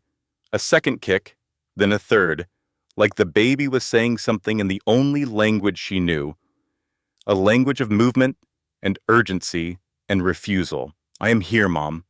Do not you dare give up. Vesper stared at her stomach. Tears streamed down her face. Hot, fast, unstoppable. But they were not tears of defeat. They were the tears of a woman who had just been pulled back from the edge by something smaller than a cantaloupe. Something shifted inside her. Not just the baby. Something deeper. Something that lived in the part of her brain that James had spent 10 years trying to kill. The part that could see patterns and connections and angles that nobody else could see. The part that could take 1,000 pieces of scattered data and arrange them into a picture so clear and so devastating that it could bring empires down. She picked up the phone. She did not call James. She opened her laptop. The battery was at 11%. She plugged it in. The charging cable was frayed, and she had wrapped it in electrical tape. But it worked. It always worked, like her. She started typing. That baby kick saved 2 lives that night, Vesper's and her daughter's. Because in that moment, sitting on the floor of a studio apartment in Tacoma with nothing but a laptop and a heartbeat, Vesper Caldwell stopped being a victim. She became something far more dangerous. She became a mother with nothing left to lose. She wrote for 7 hours straight. The laptop hummed on the floor next to the mattress. The charger glowed orange, fighting to keep the battery alive. Vesper sat cross-legged, her belly resting on her thighs, her fingers moving across the keyboard with the precision and fury of a woman who had finally stopped being afraid and started being angry. She did not need Marcus. She had never needed Marcus.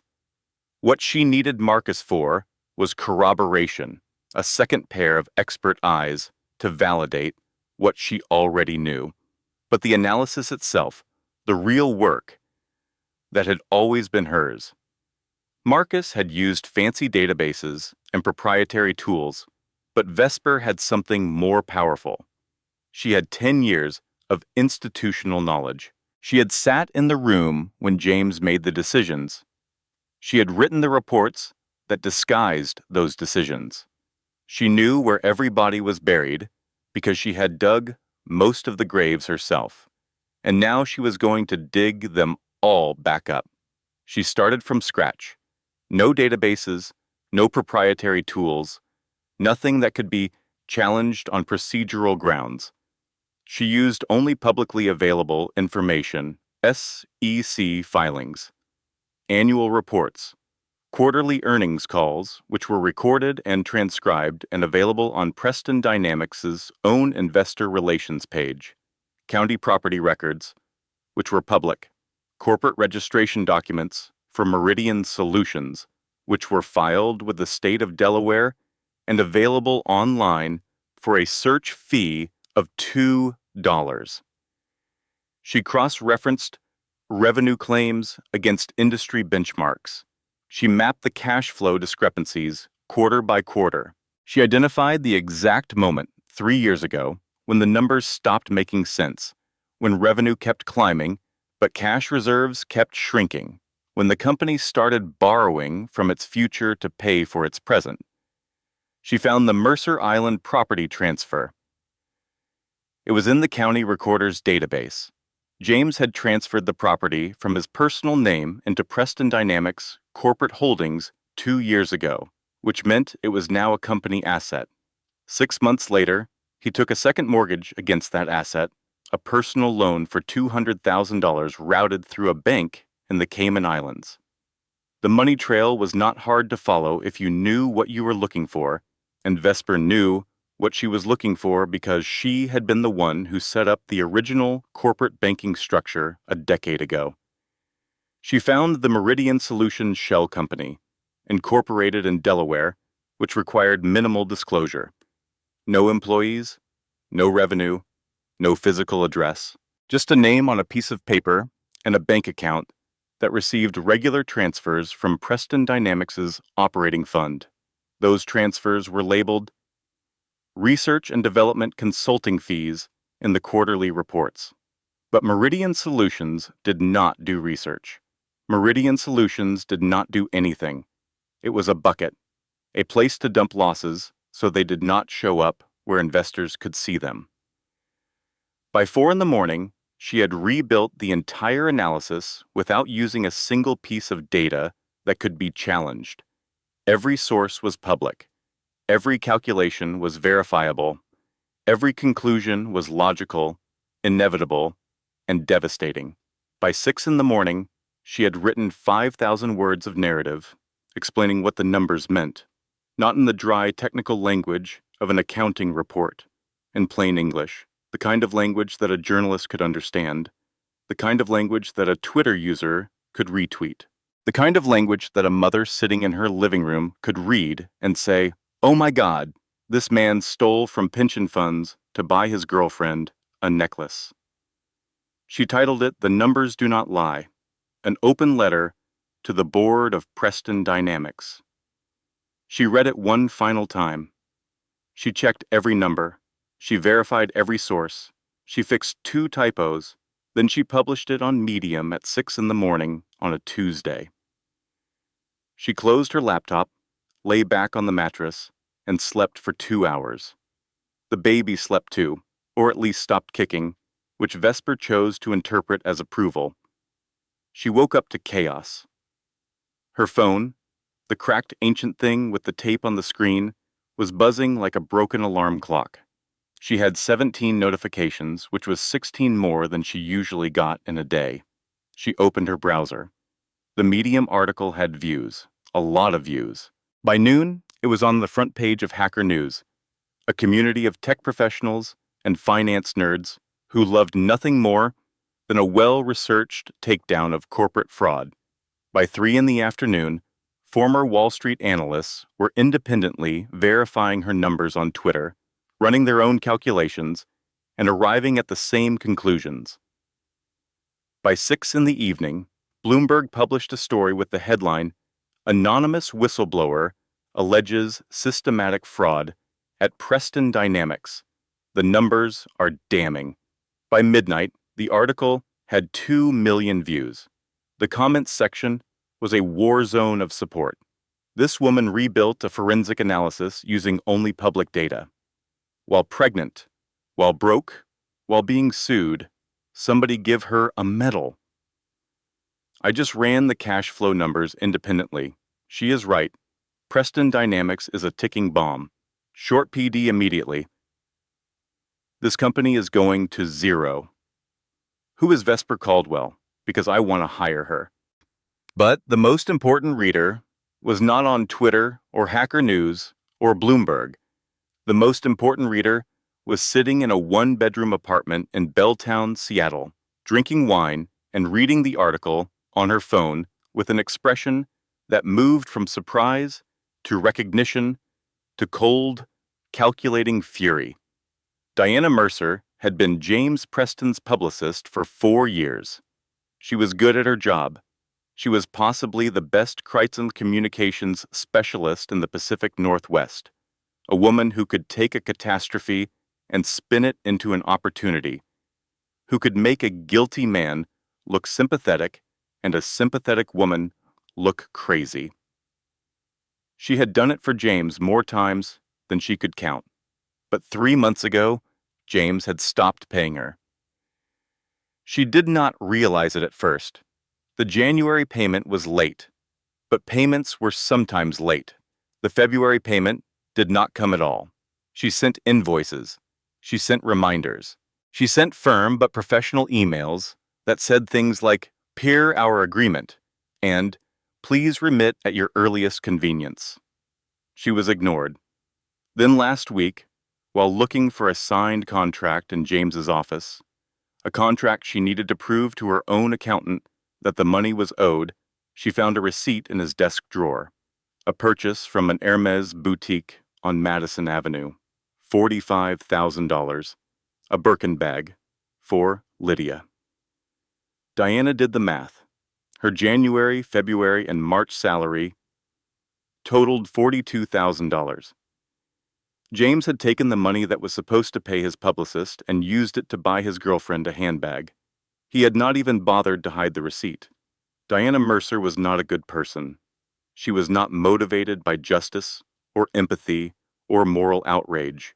She was motivated by the same thing that motivates a wasp when you step on its nest. She had been wronged, and she was going to sting. She read Vesper's article. She recognized the truth in it because she had seen the internal communications that proved it. She had emails from James to Gregson discussing the debt restructuring. She had text messages where James joked about making the baby problem disappear. She had meeting notes where James explicitly told his CFO to bury the meridian numbers deeper. She had the receipts, all of them. Diana created a Proton Mail account, anonymous, encrypted, untraceable. She drafted an email to Vesper Caldwell. I was his publicist. He stopped paying me 3 months ago so he could buy his girlfriend a $45,000 handbag with my salary. I have internal communications that prove everything in your article. Emails, texts, meeting notes. I will testify, but you have to protect me. He will try to destroy me the same way he tried to destroy you. She sent it at 2 in the morning. Vesper saw the email at 6 when she woke up. For her morning routine of prenatal vitamins, crackers, and checking whether the world had ended while she slept. She read it twice. Her heart was pounding, but her mind was calm. This was the piece she had been missing. Her analysis was bulletproof, but it was circumstantial. She could prove that the numbers were wrong, but she could not prove that James knowingly falsified them. Diana could. Diana had the internal proof. The emails where James discussed the fraud in his own words. The texts where he showed not just knowledge, but intent. Vesper wrote back one line, I will protect you, because nobody protected us.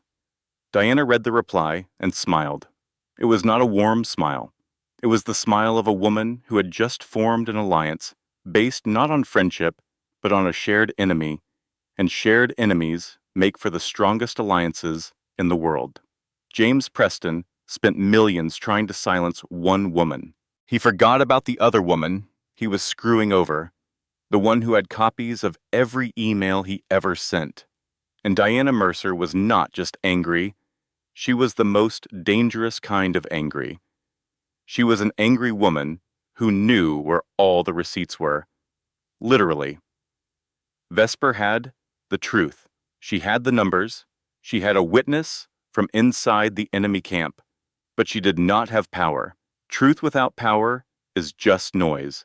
She had learned that lesson the hard way when Marcus flipped and the SEC shelved its investigation. Being right did not matter if the other side could outspend you, outlawyer you, and outlast you. James had $40 million, 4 lawyers, and the institutional weight of a publicly traded company. Vesper had a goodwill blazer and a legal aid attorney. She needed leverage, real leverage. the kind that comes with capital letters and a checkbook that can make corporations tremble. She sat on her mattress at 3 in the morning, laptop open, baby kicking, and scrolled through an old email archive. An email account she had not logged into in over a decade. From a time before James, before the marriage, before the slow erasure of everything she used to be. She found what she was looking for in a folder labeled Roth Capital 2013. Alexander Roth. The name brought back a rush of memories so vivid she could almost smell the coffee. 12 years ago, Vesper Caldwell was 26 years old and hungry. She had graduated with honors from the University of Washington, turned down 3 corporate offers because she wanted to work somewhere that mattered, and landed a junior analyst position at Roth Capital, a venture capital firm run by a man named Alexander Roth, who was equal parts brilliant and terrifying. Roth was in his mid-40s then, already wealthy, already legendary in certain circles. He was the kind of investor who did not follow trends, but created them. He had made his first fortune betting against the dot-com bubble. He had made his second fortune betting on emerging markets when everyone else was running away from them. He was quiet, intense, and he had an unnerving habit of staring at you for 10 seconds before responding to anything you said, as if he was running your words through an internal algorithm to determine whether you were worth his time. Vesper was terrified of him for the first 3 months. Then she pitched him a deal. She had found a logistics company based in Ohio that everyone else had passed on. The company was small, unglamorous, and operated in a sector that was about as exciting as watching concrete dry. But Vesper saw something in the numbers that nobody else saw. She saw efficiency. She saw scalable infrastructure. She saw a company that was one capital injection away from dominating the Midwest distribution market. She put together a pitch deck, not a flashy one, a smart one. She presented it to Roth in a conference room on a Friday afternoon when everyone else had gone home. He listened without interrupting for 20 minutes. Then he stared at her for 10 seconds. "How much?" he asked. "12 million. We will see 300% return in 4 years." He invested. The return was actually 410%. The deal made Roth Capital $200 million. After that, Roth stopped being terrifying and started being respectful. He offered Vesper a partnership, a corner office, equity, a seat at the table where the biggest decisions were made. She turned it down. James Preston had asked her to marry him 3 weeks earlier. He was charming and handsome, and he told her that he needed her, that his company needed her, that she was the smartest person he had ever met, and he could not build Preston Dynamics without her. She believed him because she loved him, and because she did not yet understand that James Preston was the kind of man who consumed people the way fire consumes oxygen, completely and without gratitude. She resigned from Roth Capital on a Thursday. Roth walked her to the elevator. He did not smile. He did not say congratulations. He said one sentence: "You are making a mistake, but if you ever need to think clearly again, call me." She never called. For 12 years, she never called. She buried that phone number and that life and that version of herself under a decade of marriage and self-doubt and the slow, grinding erosion of being told every day that she was not as smart as she thought she was, until now. She found the number. She did not hesitate. She dialed. The phone rang 3 times. A voice answered. It was older, rougher, but unmistakable. The voice of a man who did not waste words. "Who is this?" "Alexander, this is Vesper Caldwell. I have a deal for you." Silence. The Roth silence. 10 seconds. Vesper. He said her name like he was confirming the identity of someone he had expected to hear from eventually. I read your Medium article. Then you know the numbers are real. I know your analysis is the best piece of forensic work I have seen in a decade. I also know that you are 6 months pregnant, living in Tacoma, and being sued for $10 million by your ex-husband. I keep up. Vesper almost laughed. Of course he kept up. Alexander Roth kept up on everything. Then you know I am not calling for charity. If you were calling for charity, I would hang up. What do you have? She laid it out. Cold, clean, precise. The Vesper Caldwell that Alexander Roth had known 12 years ago. The one who could dissect a balance sheet the way a surgeon dissects a body. Preston Dynamics is leveraged to the breaking point. James has been hiding losses in a shell company and cooking the revenue numbers for 3 years. The European expansion is unfunded. The debt has been sold by the originating bank to a distressed asset fund called Hargrove Capital.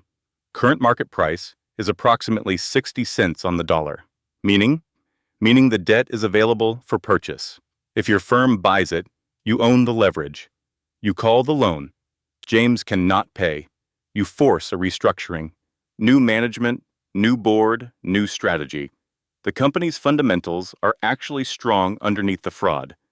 Clean it up, refocus on the core business, and you are looking at 300% return within 2 years. And who would the new management be? Me. Another silence. Longer this time. She could hear him thinking. You want to take over your ex-husband's company. I want to take over a company I built. He just put his name on it. You always did see what nobody else could see. A pause. Send me the full analysis. I already did. Check your email. She heard the click of keys. Then quiet as he opened the disk and she did not. I will have my team review this by morning. If the numbers hold, and I suspect they will, because you never were wrong about numbers, I am in. But, Vesper. Yes. This is not charity. If I invest to win, and the terms will be aggressive. I would not expect anything less. I have a partnership structure drafted. 60-40, my favor, with a 5-year buyout option. And I need one more thing. Name it. I need a ride to Paris. The board meeting is next week. Alexander Roth laughed. It was a rare sound, dry and genuine, the laugh of a man who appreciated audacity because he recognized it as a form of intelligence. I think I can arrange that. Vesper hung up the phone. She sat on her mattress in the dark. The baby was moving, rolling, settling. She put her hand on her belly. Mama just made a phone call, baby girl, and everything is about to change. She did not sleep that night, not from fear, from anticipation. The machine was running at full speed now, and it had a target. Vesper did not beg a billionaire to save her. She walked up to one of the smartest investors in the world, 6 months pregnant and dead broke, and pitched him a deal so good he could not say no. She did not need a knight in shining armor. She needed a business partner. And she found one by being the smartest person in the room. 2 days later, Alexander Roth's team confirmed the numbers, every figure, every calculation, every projection. Vesper was right. She was always right. Roth called her back. We are in. The deal closes tomorrow. I am buying Hargrove Capital's position and taking over the debt. Phoenix Ventures will be the holding entity. Your name, your control, my capital. And the jet? King County International, private terminal. Thursday at 9 in the morning. Do you have something to wear? Vesper looked at her closet. 3 outfits from the laundromat, a maternity dress from Goodwill, and a black blazer she had found on a clearance rack for $12 that she had taken in herself with a needle and thread to make it fit. I have exactly what I need, she said. Thursday morning, 9 o'clock, King County International Airport. Vesper arrived in an Uber that cost her $14. She made a mental note to deduct it as a business expense when she had a business to deduct it from. The private terminal at King County was a different world from the main airport. No security lines, no overhead announcements, no families arguing over luggage. Just a quiet lounge with leather chairs and a view of the tarmac through floor-to-ceiling glass, and a woman behind a desk who smiled like she was paid by the tooth. "Mrs. Caldwell, Mr. Roth is expecting you. The aircraft is on the apron." Vesper walked through the glass doors and onto the tarmac. And there it was. The Bombardier Global 7500. $70 million of aviation engineering painted in matte gunmetal gray, sitting on the concrete like a predator at rest. The engines were already spooling, a low whine that vibrated in her chest. The stairs were down. The lights were on. 3 days ago, Vesper had been eating ramen on a mattress on the floor. Now she was standing in front of a private jet. The contrast was so absurd it felt like a dream, the kind you have when you fall asleep on the bus and wake up disoriented, unsure which reality is the real one. This one was real. Alexander Roth was standing at the bottom of the stairs. He looked almost exactly as she remembered him. 12 years older, but wearing it like a well-tailored suit. Silver hair, dark eyes, the posture of a man who had never once doubted a decision. He wore a black turtleneck and dark trousers, the uniform of a man who had enough money to not care about fashion. He looked at her. His eyes went to her belly, prominent now, under the black Goodwill blazer, and then back to her face. "You look terrible," he said. "Hello to you too, Alex." That was not an insult. "You look like a woman who has been fighting a war. The question is whether you can keep fighting. I have been fighting pregnant, broke, and alone for 6 months. I think I can manage a boardroom." He almost smiled. Not quite. Alexander Roth did not smile. He acknowledged. "Ready?" "Ready." They walked up the stairs together, not side by side, Vesper first, Roth behind her. It was a small detail, but an important one. He was not leading her. She was leading. He was following. As Vesper reached the top of the stairs, she turned to look back at the terminal. The sun was breaking through the clouds, a rare Seattle phenomenon that felt deliberate, like the sky was adjusting the lighting for a photograph. And that is exactly what happened. A man was crouched in the bushes near the perimeter fence, 200 yards away. He had a camera with a telephoto lens the size of a small telescope. His name was Danny Voss, a freelance paparazzi photographer who made his living selling celebrity photographs to tabloid websites. He had been tipped off by a contact at the airport who had noticed an unregistered diplomatic aircraft and figured where there was an unregistered jet, there was a story. Danny raised his camera and fired off 30 frames in 8 seconds. The shutter clicked like a machine gun. Through the viewfinder, the images were gold. A woman, visibly pregnant, boarding a $70 million private jet.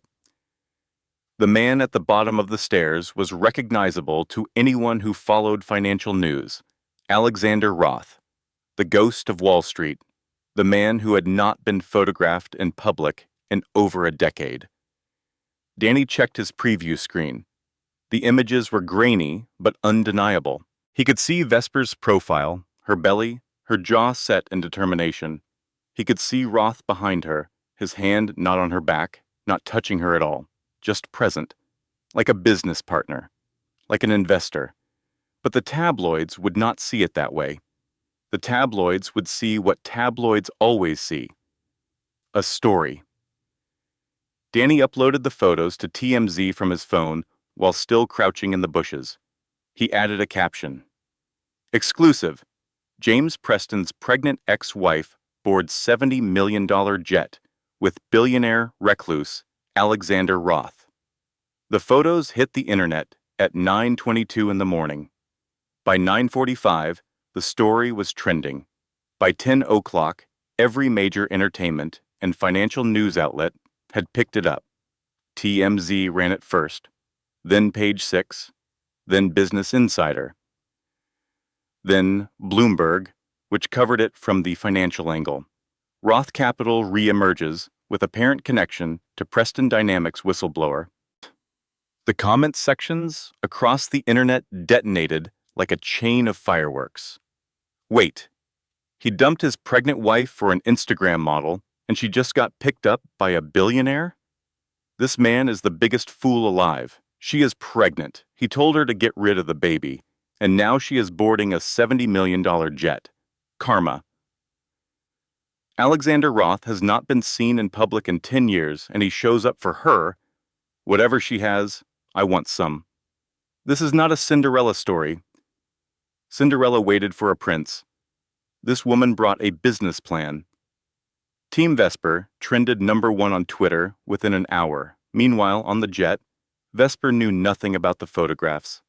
She was sitting in a cream leather recliner, reviewing the board presentation on her laptop, going over the numbers one more time because she never presented anything she had not checked at least 3 times. Alexander sat across from her, reading a financial report of his own. The cabin was quiet except for the hum of the engines. A flight attendant had offered champagne. Vesper had asked for water and prenatal vitamins. Alexander had asked for black coffee. "You know, the public thinks I am your sugar daddy," Alexander said without looking up. "Let them think what they want. After the board meeting, they will know the truth." "And what is the truth?" Vesper looked up from her laptop. Her green eyes were clear and steady. "That I am nobody's charity case.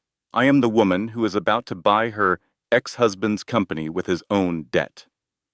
Alexander nodded. He appreciated precision in language the way a jeweler appreciates precision in cuts. The debt acquisition closed this morning. Phoenix Ventures now holds the majority position. As per our agreement, the entity is controlled by you. My firm provides the capital. You provide the strategy and the execution. And the board meeting? Scheduled for Thursday in Paris. La Défense. Tour. First building, 45th floor. James does not know we hold the debt yet. He thinks he is going to Paris to sign the European expansion. He thinks the board is going to rubber stamp his plan. When does he find out? When you tell him. Vesper looked out the window. The clouds were below them now, a white blanket stretching to the horizon. Above the clouds, the sky was clear and blue and endless. She had not been above the clouds in a long time. She had forgotten how beautiful it was up here, but she had not come here for the view. 3,000 miles away, in a penthouse in Seattle, James Preston was discovering the photographs. He woke up at 10:30, which was early for him these days. Lydia was asleep next to him, her mouth slightly open, her phone still clutched in her hand from whatever she had been scrolling through when she fell asleep. The penthouse smelled like last night's takeout and the particular staleness of a life lived entirely for pleasure. James reached for his phone. He had 47 missed calls, 20 from Diana Mercer, his publicist, 12 from Gregson, his lawyer, 5 from the chairman of his own board of directors. The rest from numbers he did not recognize. His stomach dropped before his brain caught up. He called Diana first. She answered on the first ring. "James, have you seen the internet? I just woke up." "What happened? Did the stock drop?" "The stock is the least of your problems." Diana's voice was controlled, professional, exactly as it had been for the last 4 years. James did not know that behind that professional voice, Diana was smiling. She did not tell him that she was the one who had given Vesper the internal emails. She did not tell him that she had spent the last week preparing for this exact moment. She just did her job, which right now was to deliver the bad news. Your ex-wife was photographed boarding a private jet this morning. A Bombardier Global 7500 registered to a company called Phoenix Ventures. So what? She found some rich guy to... The man she was with is Alexander Roth. James went quiet. Alexander Roth, the man who has not been photographed in public since 2014. The man whose net worth makes yours look like loose change. And James, she is visibly pregnant in the photos. The internet is losing its mind. James got out of bed and walked to the window. Seattle stretched out below him, gray and indifferent. This does not change anything, he said. She is playing games. She found some investor to play hero, and she is putting on a show. James, the stock dropped 4% in the last hour. It will bounce back? Will it? Because Business Insider is running a story connecting Roth to the Medium article. They are calling her a whistleblower now, James. Not a crazy ex-wife. A whistleblower. Do you understand the difference? Crazy ex-wives are page 6 entertainment. Whistleblowers are front-page investigations. James hung up. He stared out at the skyline. Somewhere above those clouds, the woman he had thrown away was looking down on him. She is bluffing, he muttered. She does not have the guts. But his hands were shaking, and somewhere in the back of his mind, in the place where even narcissists keep their fears, he heard a whisper. It said, "What if she is not bluffing? What if the woman you called simple is the most dangerous person you have ever met?" The photos went viral because the world loves a Cinderella story. But this was not Cinderella. Cinderella needed a fairy godmother. Vesper Caldwell just needed a spreadsheet and a phone number. The glass slipper was a Bombardier Global 7500. And she did not find it at a ball. She earned it with a pitch deck. But before Paris, there was unfinished business. The restraining order hearing was scheduled for Monday morning at 9 o'clock in the United States District Courthouse for the Western District of Washington, a stone building in downtown Seattle that smelled like old wood and accountability. The kind of building where lies went to die if you had the right judge. Vesper had the right judge. Judge Patricia Harmon was 61 years old, appointed by a Democratic president, and confirmed with bipartisan support, which told you everything you needed to know about her. She was fair. She was thorough.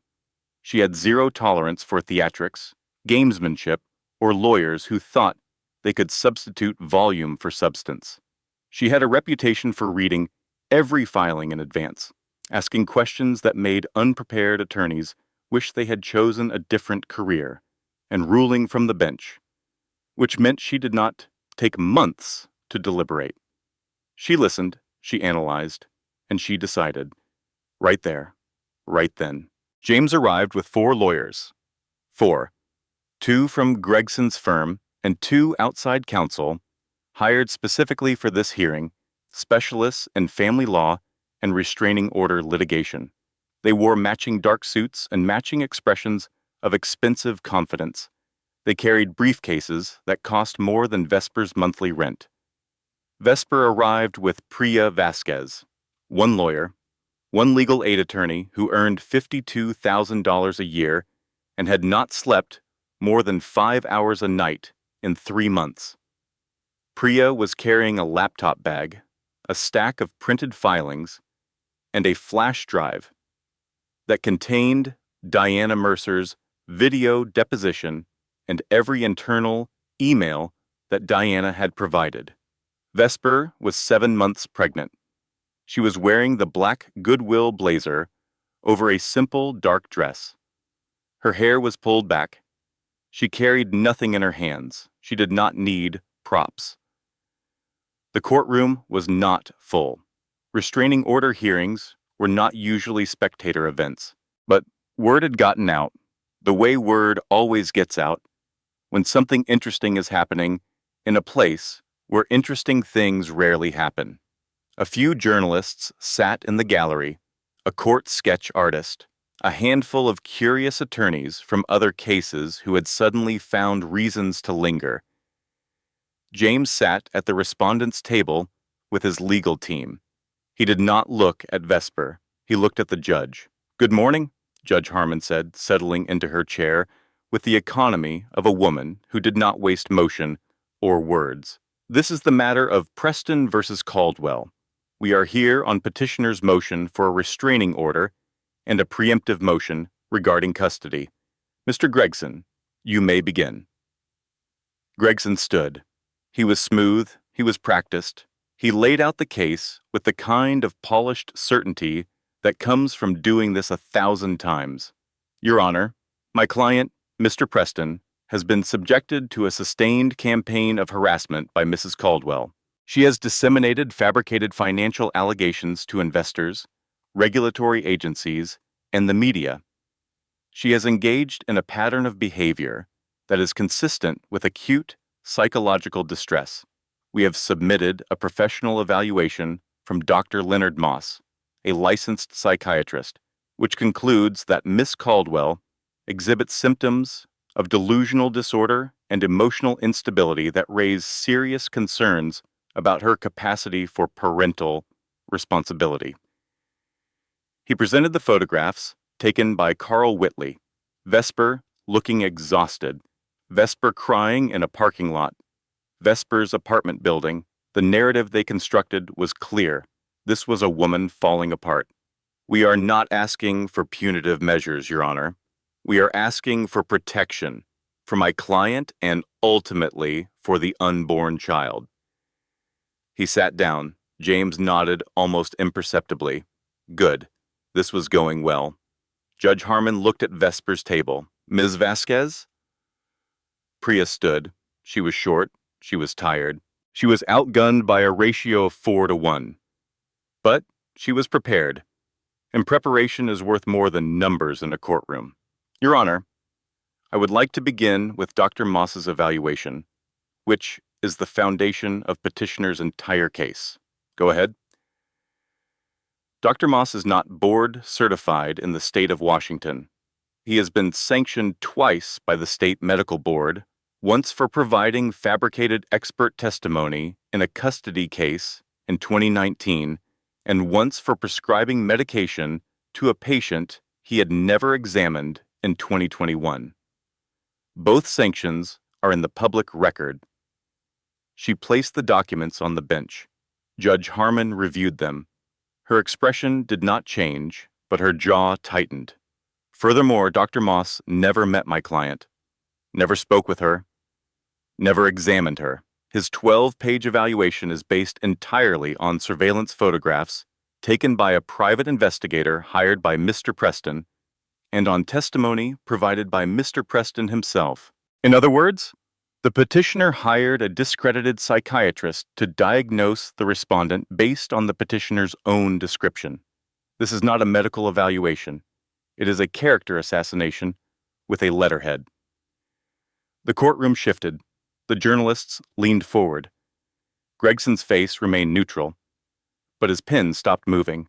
"I move to strike Dr. Moss's evaluation from the record," Priya said. Judge Harmon did not hesitate. "Granted. The evaluation is struck. Mr. Gregson, if you have additional evidence to support the claim of mental instability, now would be the time." Gregson stood slowly.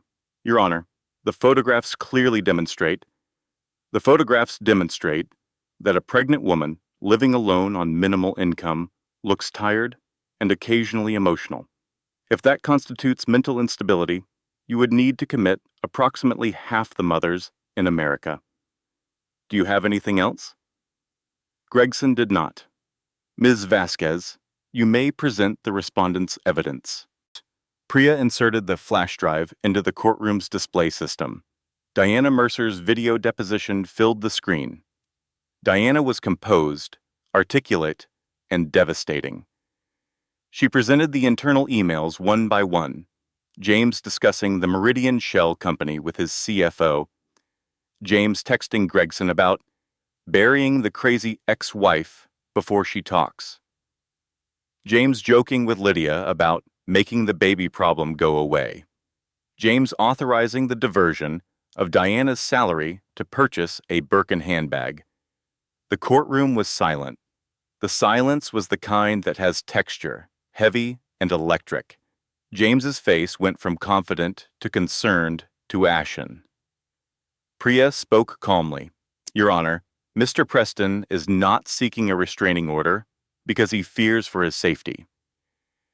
He is seeking a restraining order because he fears for his secrets. My client's forensic analysis of Preston dynamics has been independently verified by multiple financial professionals and is currently the subject of an active SEC inquiry, Mr. Preston's response was not to address the allegations, but to attempt to silence the person making them by fabricating a psychiatric diagnosis, intimidating a witness, and weaponizing the legal system against a pregnant woman. We also submit evidence that Mr. Preston's primary witness, Marcus Webb, was coerced into recanting his affidavit under threat of criminal prosecution by Mr. Preston's legal team. Mr. Webb has since confirmed this in a signed statement to the court. Priya placed the document on the bench. Marcus, consumed by guilt and contacted by Priya 3 days ago, had provided a full account of how Gregson had threatened him. He was not recanting his recantation exactly. He was explaining why he recanted in the first place. Then Vesper stood. She had not spoken yet. She had sat quietly through the entire proceeding, her hands folded on the table, her back straight, her expression unreadable. But now she stood, and the room adjusted to her the way a room adjusts when someone important enters it. Your Honor, I would like to make a brief statement. Judge Harmon nodded. Go ahead, Ms. Caldwell. Vesper walked to the lectern. She placed her hands on it. She took a breath. Your Honor, 8 months ago, I sat in a conference room and signed divorce papers in silence. I signed them because my ex-husband would not let me speak. I had something to tell him that day, something important. He cut me off and told me I had nothing left to say that he wanted to hear. She paused. What I wanted to tell him was that I was pregnant. The courtroom inhaled collectively. He found out 6 weeks later. He told me to get rid of the baby. Those were his exact words. Get rid of it or deal with it yourself. She placed her hand on her belly. The baby was moving.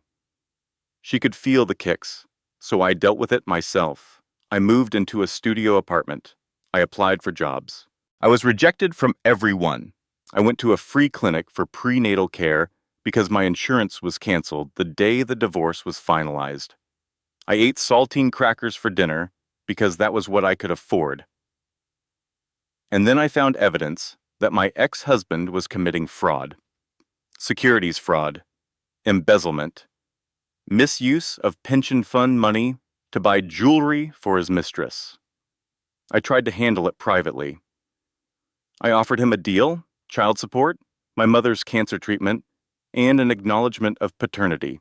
In exchange, I would stay silent. His response was to hire a private investigator to follow me, fabricate a psychiatric evaluation declaring me insane, and file motions to take my baby before she was even born. She stopped. The cramp came without warning, a sharp stab of pain across her lower abdomen. Her hand flew to her belly.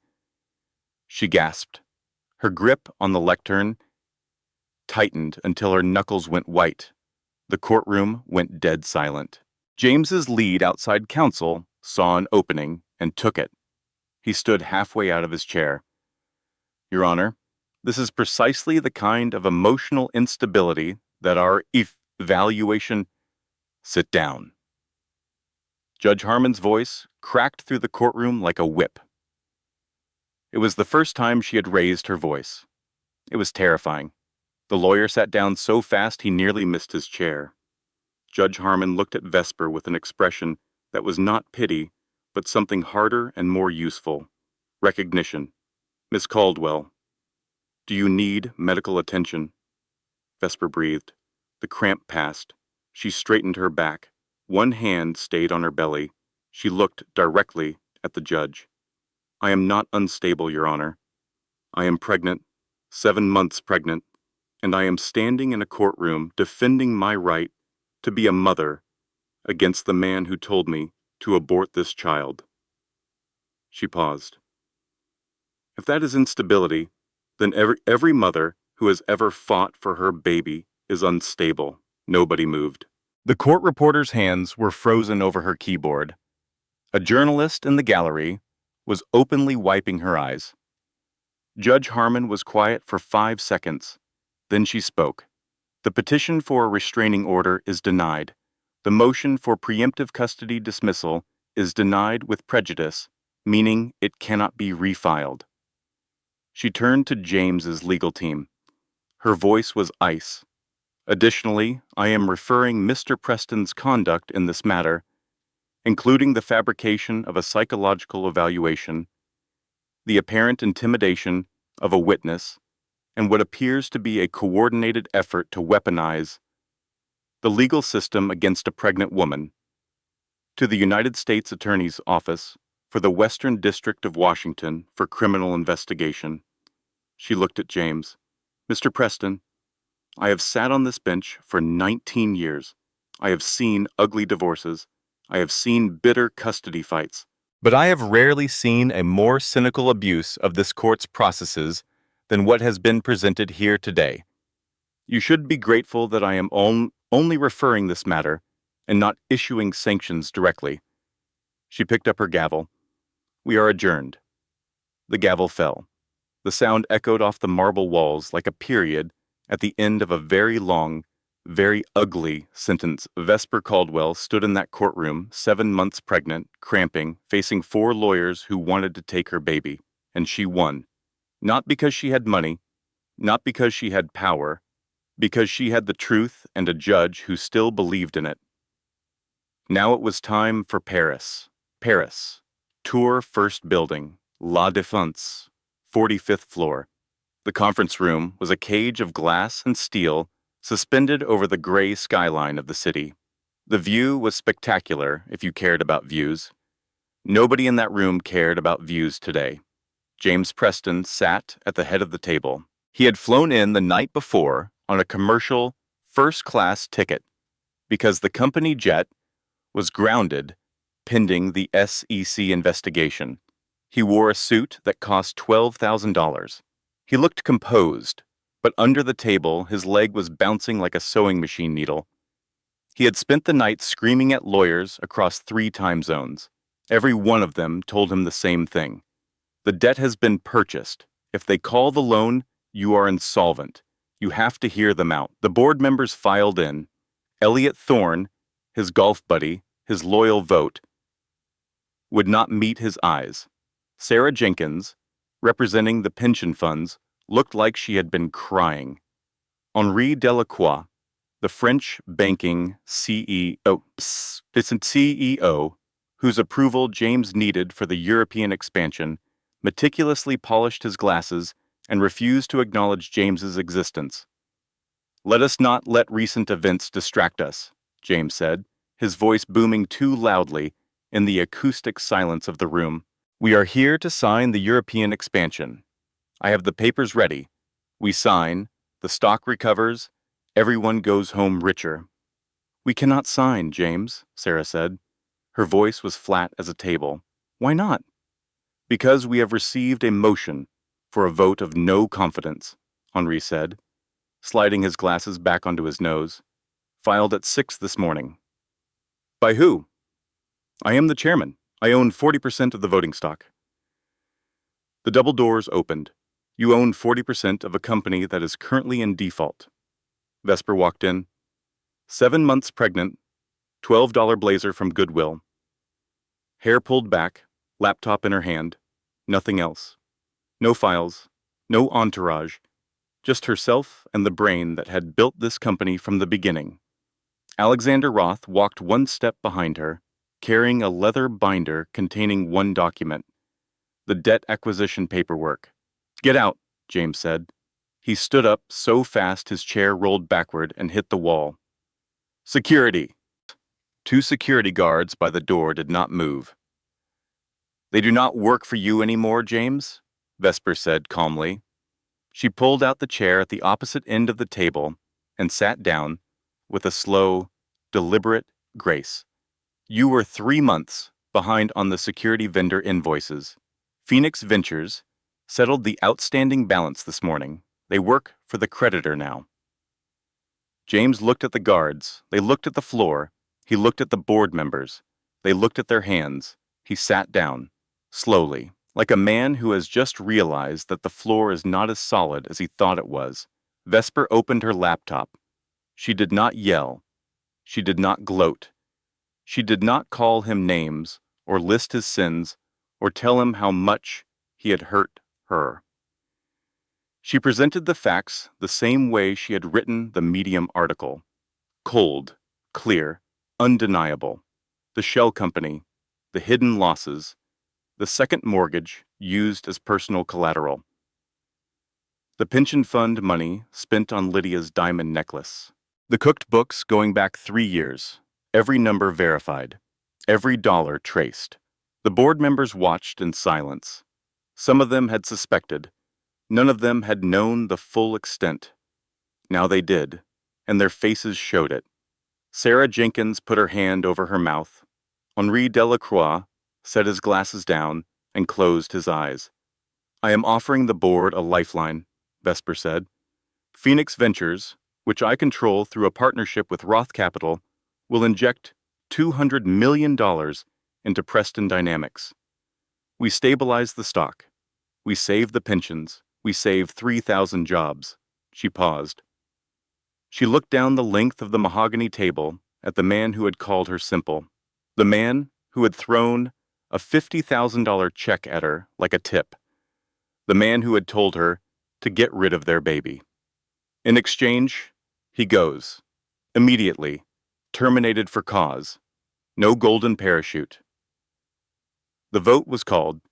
Henri raised his hand first. I vote for the motion. Sarah Jenkins followed. Yes. Elliot Thorne looked at James, his golf buddy, his drinking partner, the man who had promised him everything and delivered nothing. Elliot raised his hand. I have 3 kids in college, James. I cannot afford a bankruptcy. Yes. The remaining members raised their hands in sequence. It was unanimous. James sat in his chair, frozen. 20 years of empire building, of aggression and manipulation and taking and taking and taking, crumbled in 5 minutes. Vesper stood up. She walked the length of the table. Her footsteps were the only sound in the room. She stopped next to James. She reached into her bag and pulled out a crumpled, rain-stained check. $50,000. The check he had thrown at her across a table in Seattle 8 months ago. She had kept it. She had carried it through every bus ride, every laundromat night, every prenatal visit, every court hearing, not as a keepsake, as a reminder. She placed it gently on the table in front of him. I told you to keep it. You are going to need it. Your golden parachute is voided. Terminated for cause. Financial malfeasance. You leave with nothing. James stared at the check. $50,000. It was all he had now. The penthouse was mortgaged. The yacht was leased. The Mercer Island property belonged to the company. Lydia's necklace was evidence. Everything he had bragged about, everything he had lorded over Vesper, was gone. Vesper, he whispered, please, Lydia will leave me. If she leaves you because you are poor, James, she never loved you. And if you think money is the only reason someone stays, then you never understood me either. She turned to the security guards. Please escort Mr. Preston out of the building. She paused. And James, your daughter is due in 6 weeks. She will have my last name. James stood. He tried to straighten his tie, to summon some final shred of dignity. He walked toward the door. As he passed Alexander Roth, the older man simply checked his watch.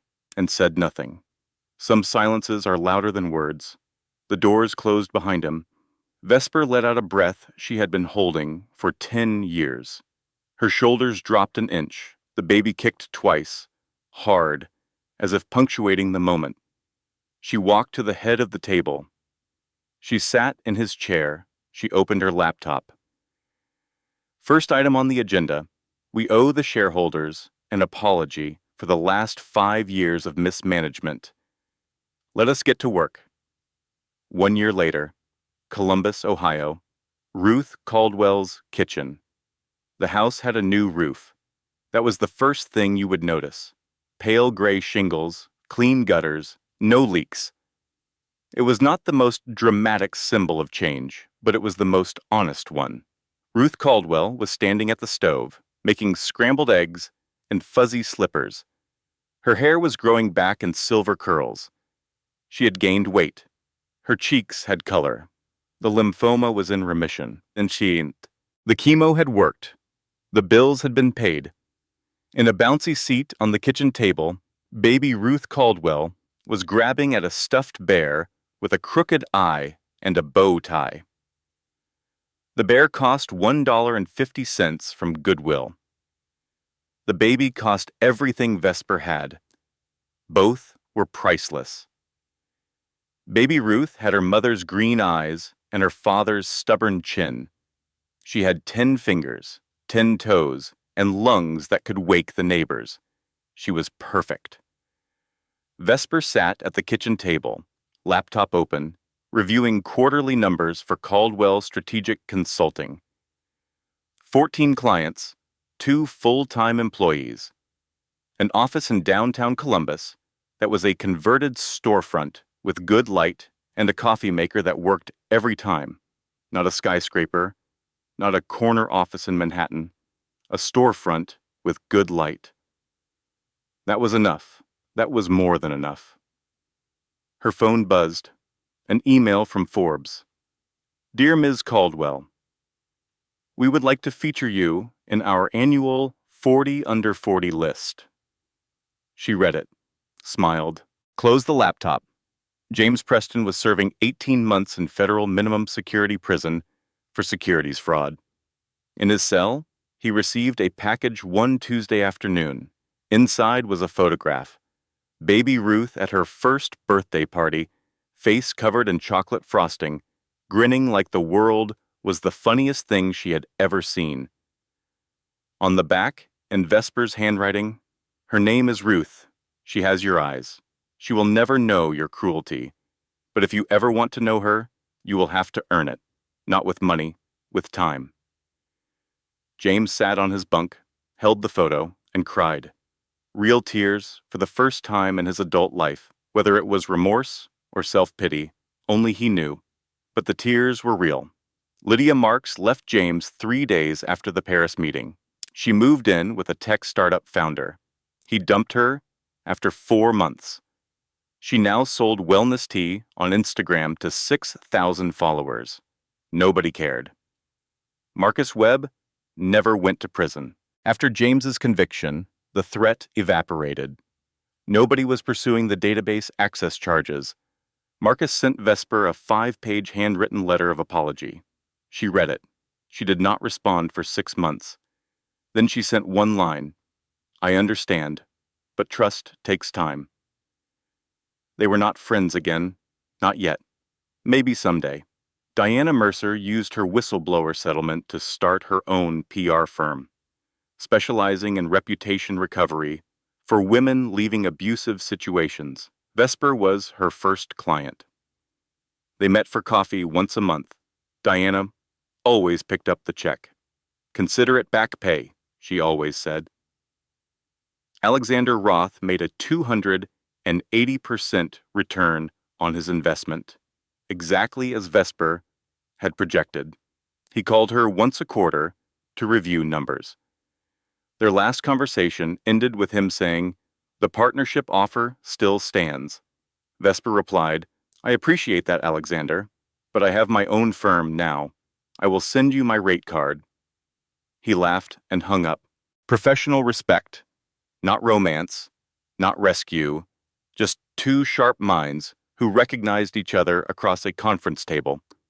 Priya Vasquez was still at legal aid, still earning $52,000 a year.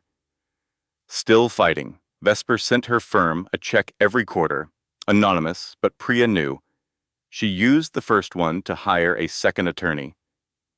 Vesper picked up baby Ruth, walked out to the front porch, sat in the rocking chair next to her mother. Ruth Sr. was shelling peas into a bowl. The autumn sun was warm on the new roof. The street was ordinary, ordinary houses, ordinary lawns, a neighbor washing his car, the ice cream truck making its rounds 4 blocks over, its jingle faint and familiar. "Forbes wants to put me on a list," Vesper said. Ruth did not look up from her peas. "That is nice, honey. Hand me that colander." Vesper laughed. She held her daughter close and pressed her nose into the baby's hair, breathing in that smell, that indescribable baby smell that is part powder and part milk and part something that has no name, something that means home. She looked at the street.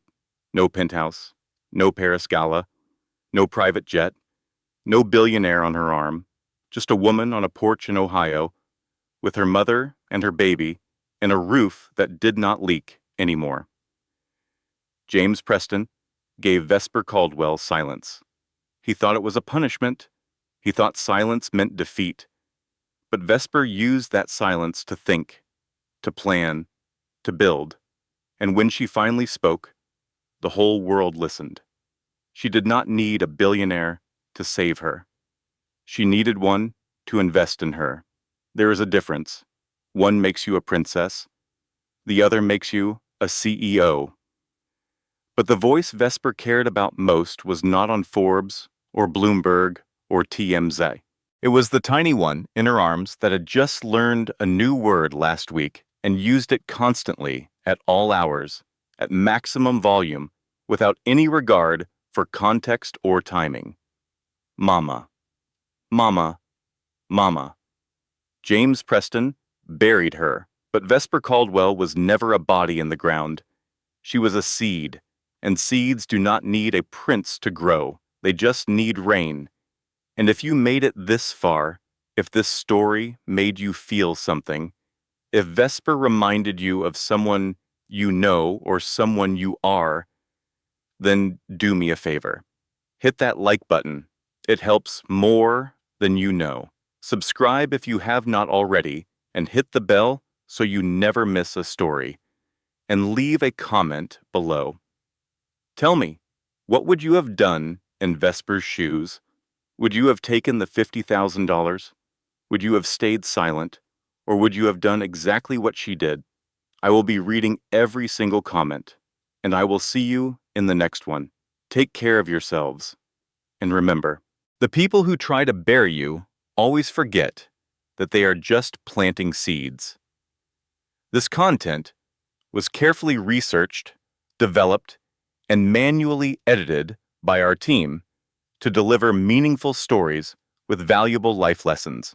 Every narrative is crafted to entertain, inspire, and empower our audience. We believe that great stories can change lives, and we are committed to bringing you content that matters. Thank you for being part of our community.